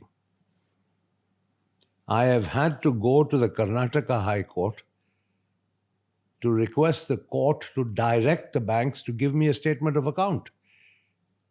Is this normal? Do you think there is another example like this anywhere in the world? I mean, it's ridiculous. So if I'm not targeted, then why am I being treated like this? But recovering all the money that you owed is not as same as you paying them willfully. These are 2 different things. Yes, so Maybe you I committed made 4 different settlement offers from in when? writing. From when to when? So around 2016, including before the Supreme Court of India, which the banks dismissed. Before you left the country, you made this? Yes, absolutely. Absolutely. I've been trying to settle with the banks. Do you have that proof? Yeah, it's public record, Supreme Court of India records. Absolutely. I would also like to remind you, I told the finance minister that I was leaving, in 2016 in March and told him that, Pudi, please facilitate a meeting with the banks to settle this loan issue. Here's something that don't add up for me. On 29th February 2016, Supreme Court announced that the plea seeking action against Vijay Mallya would be heard on March 3. And you left on March 2nd. I'm not aware of this Supreme Court directive. How is it possible? Somebody from insider must have told you something, because if a Supreme Court declares a date against you, how were you not aware? You were already fighting. There were lawyers after lawyers. I'm sure there must be something. Because there was no such Supreme Court directive. Simple. But it's out there in every media, everywhere. But it's written. Like if you go back, if you search today, all the newspapers online, everything that you see, it's said that on 29th February, Supreme Court directed that, and you left on March 2nd. But my World Council meeting, obligation and appointment was fixed 3 months before that. That is okay. I'm not saying that So that was already a well-established travel plan. Plus, I once again remind you, I told the finance minister himself on the day of my departure. But that doesn't mean that you were not aware of this. Aware of what? I'm sorry, I don't get it. Aware of the fact that Supreme Court has a hearing against you on March 3rd. Absolutely not. There was no such hearing. There was no such hearing. Supreme Court has said this. All right. So, like I have provided you documentary evidence, if I'm shown a piece of paper that states that there was a Supreme Court hearing in my case scheduled on the day of my departure, I will March respond 3rd. to it. You left on March 2nd. Yeah. So, unfortunately, I don't have the Supreme Court document, but I only have news clippings and news. I am not aware of any such Supreme Court directive. I am not aware of it. Okay, then the other case, you said once you landed here, your passport was revoked. You wanted to maybe come back, but you were yourself in shock that the passport was revoked, right? Yes. Walk me through the day when you got to know that you can't come back to India. I don't remember the exact date, but like what were you going through? When did you get, like the moment you got to know that your passport being suspended or revoked? Yeah, but suspension and other forms of restriction would have been understood or perceived differently. But revocation of a passport, it's the most severe form of withdrawal, right? To revoke. Yeah. So, because I did not attend the summons of the Enforcement Directorate, to which I replied, and I said, I'm coming back, but I need some time. I need to arrange some money to pay off the bank loans, etc. But they revoked the passport. What they intended to achieve by revocation of my passport, I still do not know. But so on March 2nd, you left. March 8th, banks informed Supreme Courts that you have left the country. On 15th April, your suspension came for your passport. Revocation. The suspension was 15th April 2016 and 24th April was the revocation. You know the dates better than me. Okay, fine. So from 15 to 24, MEA says that because there was no reply from you, they had to revoke it. Why didn't you reply after 15 when you got to know that your passport getting suspended? I replied to them. I don't remember, but they revoked the passport. I mean, that's what matters. Because you were not replying to them. That's what their reply is. That's what they officially told you. That's what they have said it officially in public. I'm not aware of that. I didn't go talk to them. I'm not. I can only talk about what I could find online through newspapers. Absolutely. So that's the only thing, unfortunately, I could talk about. Sad thing in my case is a lot of people concoct things. But it's fine. I mean, ultimately, the bottom line is the passport was revoked. Yeah. Yeah, so And then and remains revoked. So didn't you fight back? What is there for me to do? To I get have the to go passport back back? to court. I have to claim my rights under the Constitution of India, that Yeah. I have a constitutional right to a passport, Yeah, etc. so fight like What? everyone else. Like the way you would go I- back and be like, this is wrongfully done to me. So let me get my passport back. I'll fight it. Uh, I'll come back to the country. I'll abide Raj- by the law and I'll fight in the courts. Raj, in your view, how many fronts should somebody open up? How many battles should you open up and engage in? Just everything? Unlimited? I have enough and more to do, right? And I want to focus my legal battles. Remember, they are not only time consuming, reading volumes of legal papers is no fun, and lawyer fees are expensive. So, one at a time. But don't you think it makes it worse for you because you didn't come back to the country? They tag you as fugitive, fraud, and all of these are tags because you choose to not come back to the country. If I have a fair assurance of a fair trial and a dignified existence in India, you may be right, but I don't. Would you be willing to return to country if you're assured fair trial? If I am assured, absolutely, I will think about it seriously. But you should also be aware that there are other people who the government of India is targeting for extradition from the UK back to India, in whose case they have got judgment from the High Court of Appeal that Indian detention conditions are violative of Article 3 of the Constitution, of the ECHR, I'm sorry, and therefore they can't be sent back. The plea was basically the prolonged detention without trial, for which we all know there are numerous examples. They just lock you up and throw away the key. That's not justice. But you were extradited as well, right?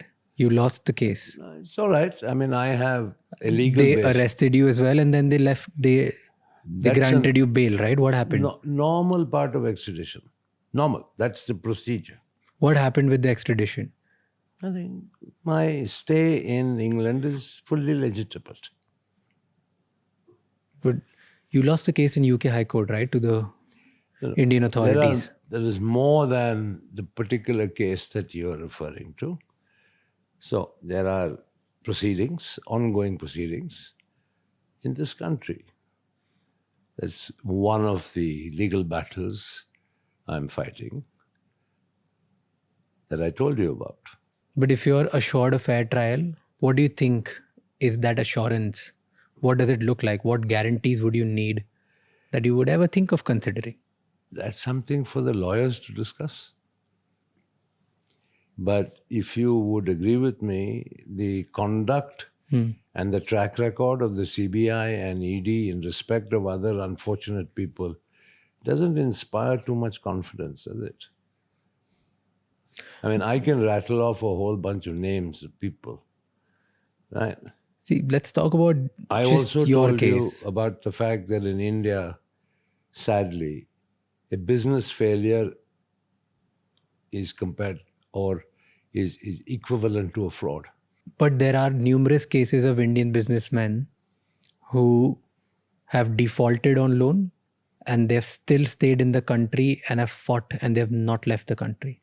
And that's why people don't call them chore. They look them in a bad eye because that's something which socially we are conditioned to look at in that way. But they've stayed there. That's why they've not been called fugitives or chore. Okay. And fair there are enough. cases like, there's so many cases like that. Fine, call me a fugitive for not going to India post-March I didn't run away. I flew out of India on a pre-scheduled visit, right?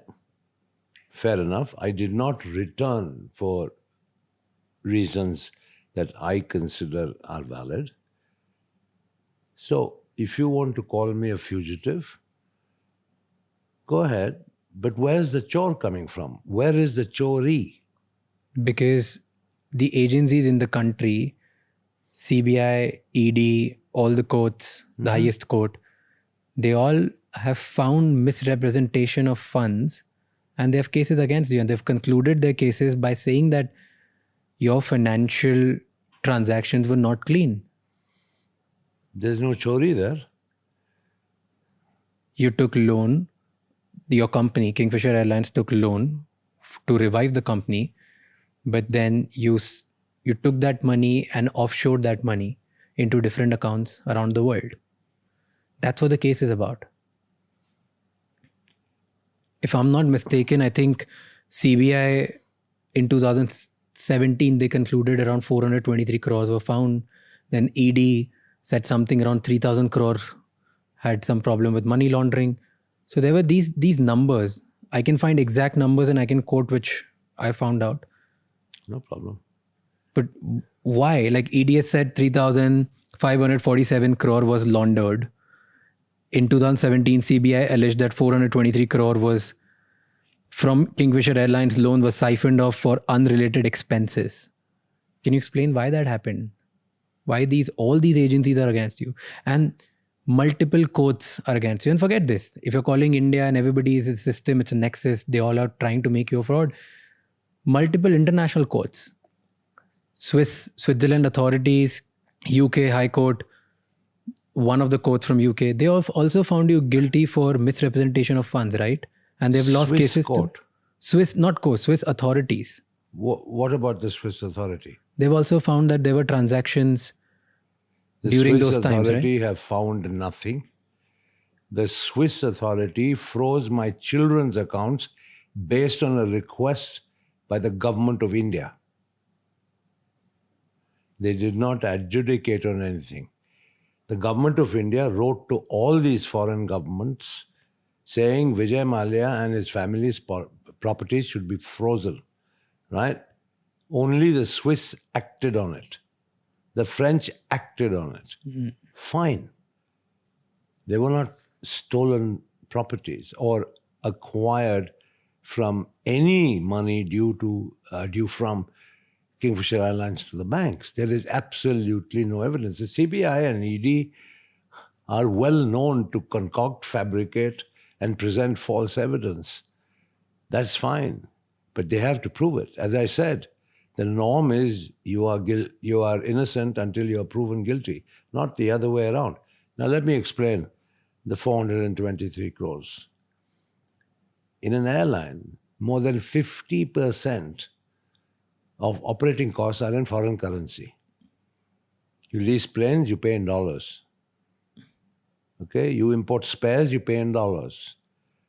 You have aircraft checks and services, you pay in dollars. Right? So the money has to go out of India. You can concoct whatever you want and say that money sent out of India means siphoning money. But why are they calling it unrelated expenses? They may call if it all of these were the expenses for these reasons, they would be related expenses. But that is a question that the CBI must answer. The allegations are against me. I am refuting those allegations. I am saying all these allegations are complete nonsense. And how would you explain 3,547 crores, which ED has alleged? That's not sent out of India. That is the borrowing Money from the laundered. banks. But they claim it has been laundered. What is laundered? If I laundered it means, what are you suggesting? I stole it? What is laundered? Laundered to me is trying to turn cash to check and check to cash. That's laundering, right?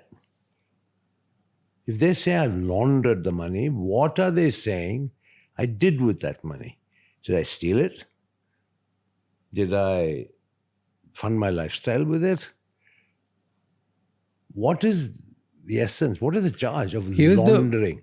here's the basic case. Let me try to explain you what a common man in India understands about your case in very basic language.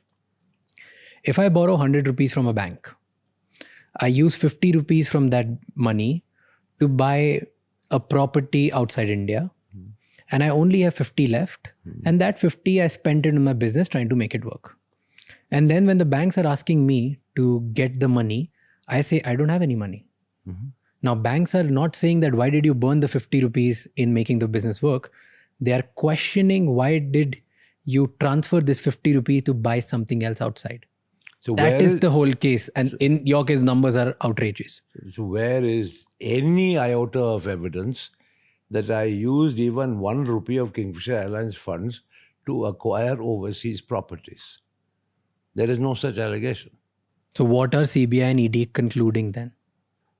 What they have won cases in India, they've concluded certain things, and that's why they're fighting on some grounds.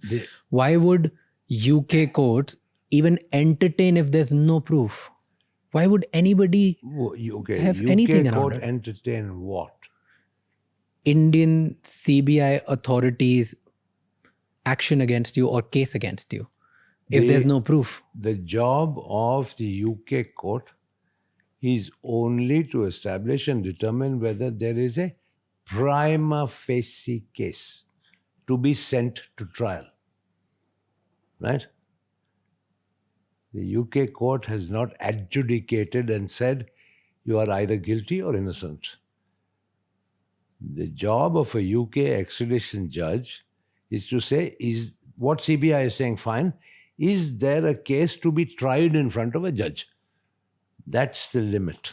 They have determined that. Now it is for the CBI and me to fight it out Okay. in the court. They provide their evidence, I will provide my evidence. Okay, so that's as far as the UK court is concerned. Got it. So it has just gone to the trial. So, absolutely. Okay. What is the allegation? I misrepresented the Kingfisher financials, Yeah. right, to the IDBI. Yeah. I colluded with the senior management of the IDBI to get the loan, right? And then I misused the proceeds of that 900 crore loan. This is the 3 allegations. The allegation, sub-allegation about Formula One team sponsorship. I responded to you earlier. Yeah. The Formula One team sent back 10 million pounds to Kingfisher Airlines to help it. All right? They brought in Royal Challengers Bangalore as a cricket team. That was the sponsorship money paid, right, for the umpire's uniform, where it said Fly Kingfisher.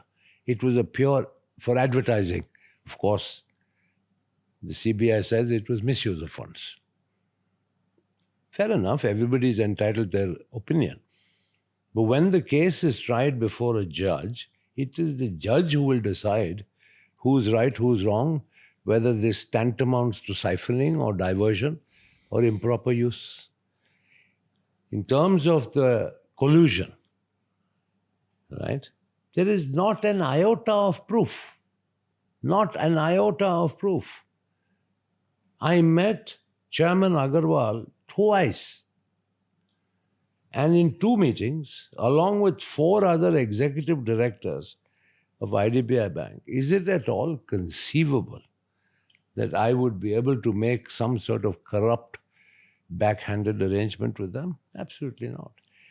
But the loan was subsequently approved by the IDBI board. If there was something so blatantly wrong in the sanction process, because Kingfisher didn't meet the norms, right? Kingfisher's financials were weak. Yes, I agree. But the board of the IDBI Bank would have found out and commented upon it themselves. They approved it. Because the CBI are making allegations, all of which are fine.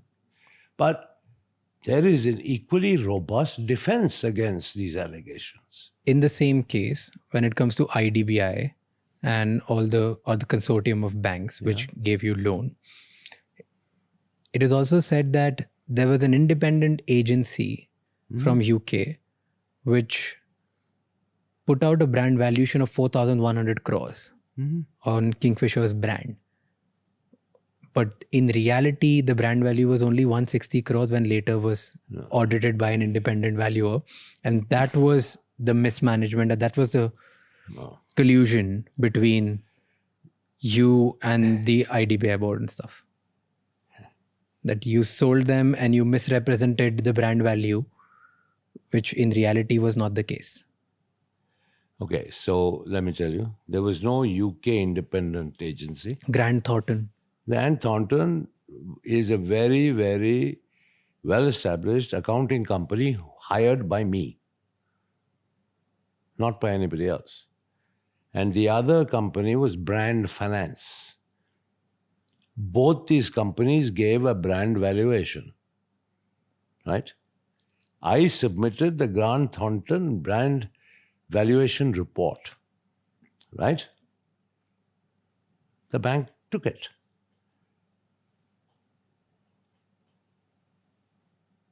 I had two recognized valuers, submitted one report, which they accepted. Now, is that fraud on my part? If they didn't want it, they said, this is not worth the paper it's written on, tear it up and throw it away, I would have done so.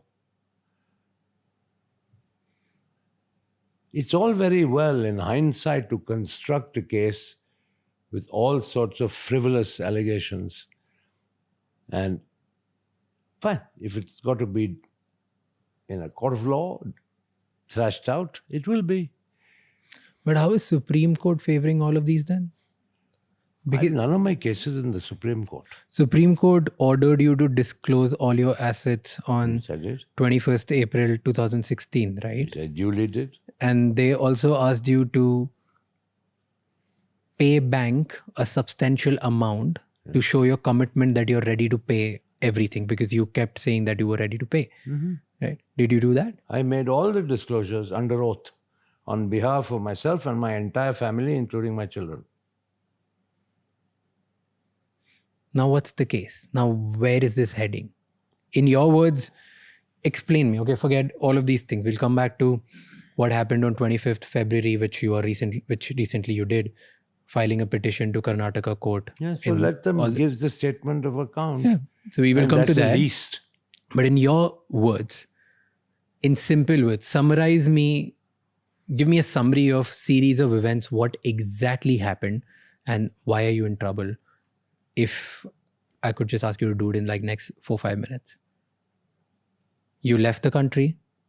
You didn't intend to leave the country. You just left because there was a pre-scheduled meeting. Then after a month, you get to know that you've been suspended. Your passport has been suspended. 8-9 days later, it gets revoked. And since then, you're stuck here. In middle of it, you get the extradition process gets started. 2 times you get arrested, but you have been granted bail.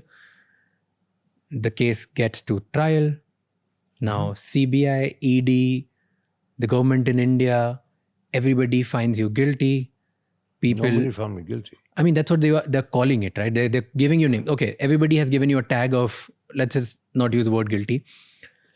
The CBI trial hasn't taken place, Yeah, so so the question CBI of guilt doesn't arise. Yeah, so CBI, ED, multiple courts, the government, people of India, everybody calls you fugitive, fraud, chore, bunch of different things. Anchors, news, media, everybody calls you that, right? And you have been publicly through your Twitter, on multiple occasions, you have been saying that, hey, I want to pay the money. I really want banks to listen to me. And you've been very clear about it. There have been multiple attempts from your side. And again, authorities commenting that though there has been an attempt from your side, but the effectiveness of it needs to be questioned. The seriousness of it needs to be questioned. Right? This is what the case is. But in all in all, in summary, people call you chore, people call you fugitive, people call you fraud. Now explain me in summary, what is your side of story? We've gone through the whole thing, but I want to understand just in short brief the way I explain right now. What is the root cause for all this? Money. There is no other criminal allegation against me. It's all about money. Right?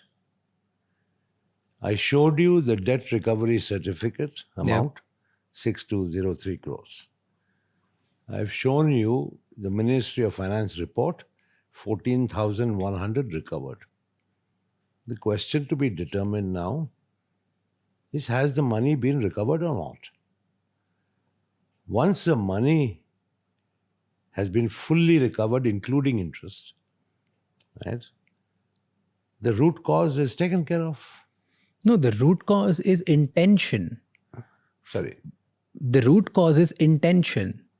Root cause is not money and recovery of the money. It started like that. The root cause of your case is intention. You had the money and you still didn't pay. That is what we're fighting. That is what everybody thinks that that's why there's a problem. Answer the question, what was the share values then and what are they at the time of recovery? You'll get your answer. The share value went up tremendously. Therefore, they could recover 2.5 times the debt. Back in 2016, the values of all the securities would cover the debt recovery certificates. So there was a huge appreciation in the value of my shares held. So it's fine. The root cause and cause or loss to public, to the common man, Indian taxpayer, is the money, which has been more than recovered. Right, fine. I'm ready to face trial for intention. So, if they want to convict me for bad intention, I'll fight it. Win or lose, I'll fight it. But you have a problem with they calling you chore because you've repaid the money. Yeah, well, I'm probably the only chore who's been called chore after repaying 2.5 times. But it's okay. I mean, it's part of life. You also filed a petition in Karnataka High Court, right? What's happening there? I don't know. That petition, as I told you, was simply to direct the banks to provide a statement of account, which once again I find exceptionally strange. I mean, this is probably the only example globally where banks do not render a statement of account. But if you say that you've recovered everything and if banks provide you the statement, would you be open for an independent audit? Of course, anytime. I'm open for it now. On all your financial transactions? No problem. There's nothing to be hide. Zero. Nothing. Please, anybody can There's come nothing and to audit hide. me. Nothing. Then, if according to you the case is this clean, okay, and the authorities are questioning it, the media is questioning it, do you think you flying out of India just made your case worse? Maybe it did, but I flew out on a pre-arranged commitment with no court directive, as you seem to suggest, that I must be there. I went to Geneva for a meeting. And then, you know, the media furor that broke out, and the environment was too hot and too hostile and certainly not conducive for an immediate return. Plus, I needed to sell some securities to overseas business partners in order to generate more money to pay these banks, which I've been trying to sort of repay since 2016, maybe not in the quantum that finally has resulted. I mean, the banks have got lucky, isn't it, getting 4,100 crores because of the appreciation of my shares. 14,000. If I don't want to say. I don't want to comment on others. I might as well just focus on my own business. It's not fair. I'm not the type of person who comments about other people.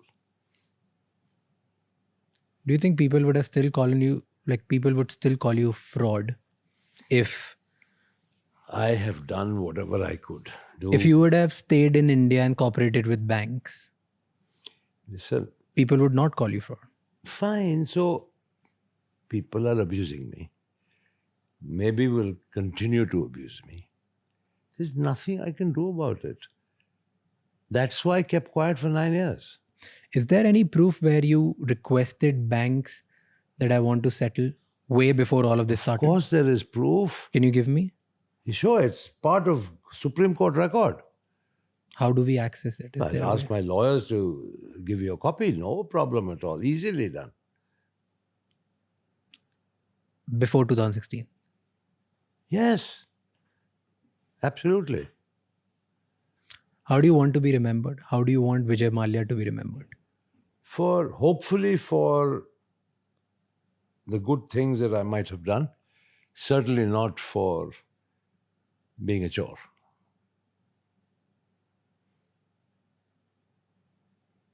Perfect. All right. Okay? Thank you for doing Chalo. this. You're welcome. Thank you so much for walking us through every little detail of your case, your life, and what's going on. I just hope that whichever party is right wins and people see it the way you want to deliver it, and people see through every little thing which they must have fed in a bad way or wrong way. I don't know which side they will believe. I don't know which side media will believe. I don't know which side the authorities will believe in. But I hope they do the right thing. So thank you so much for walking us through every little thing. Good. Thanks for being here. Thank you.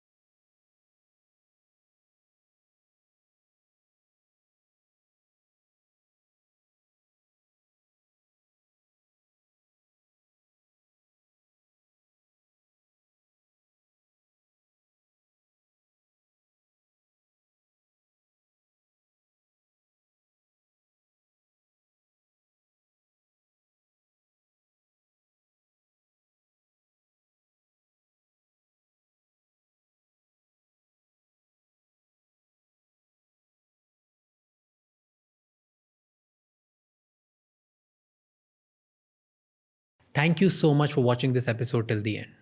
I take these kind of episodes with utmost responsibility. I'll see you the next time. Until then, keep figuring out.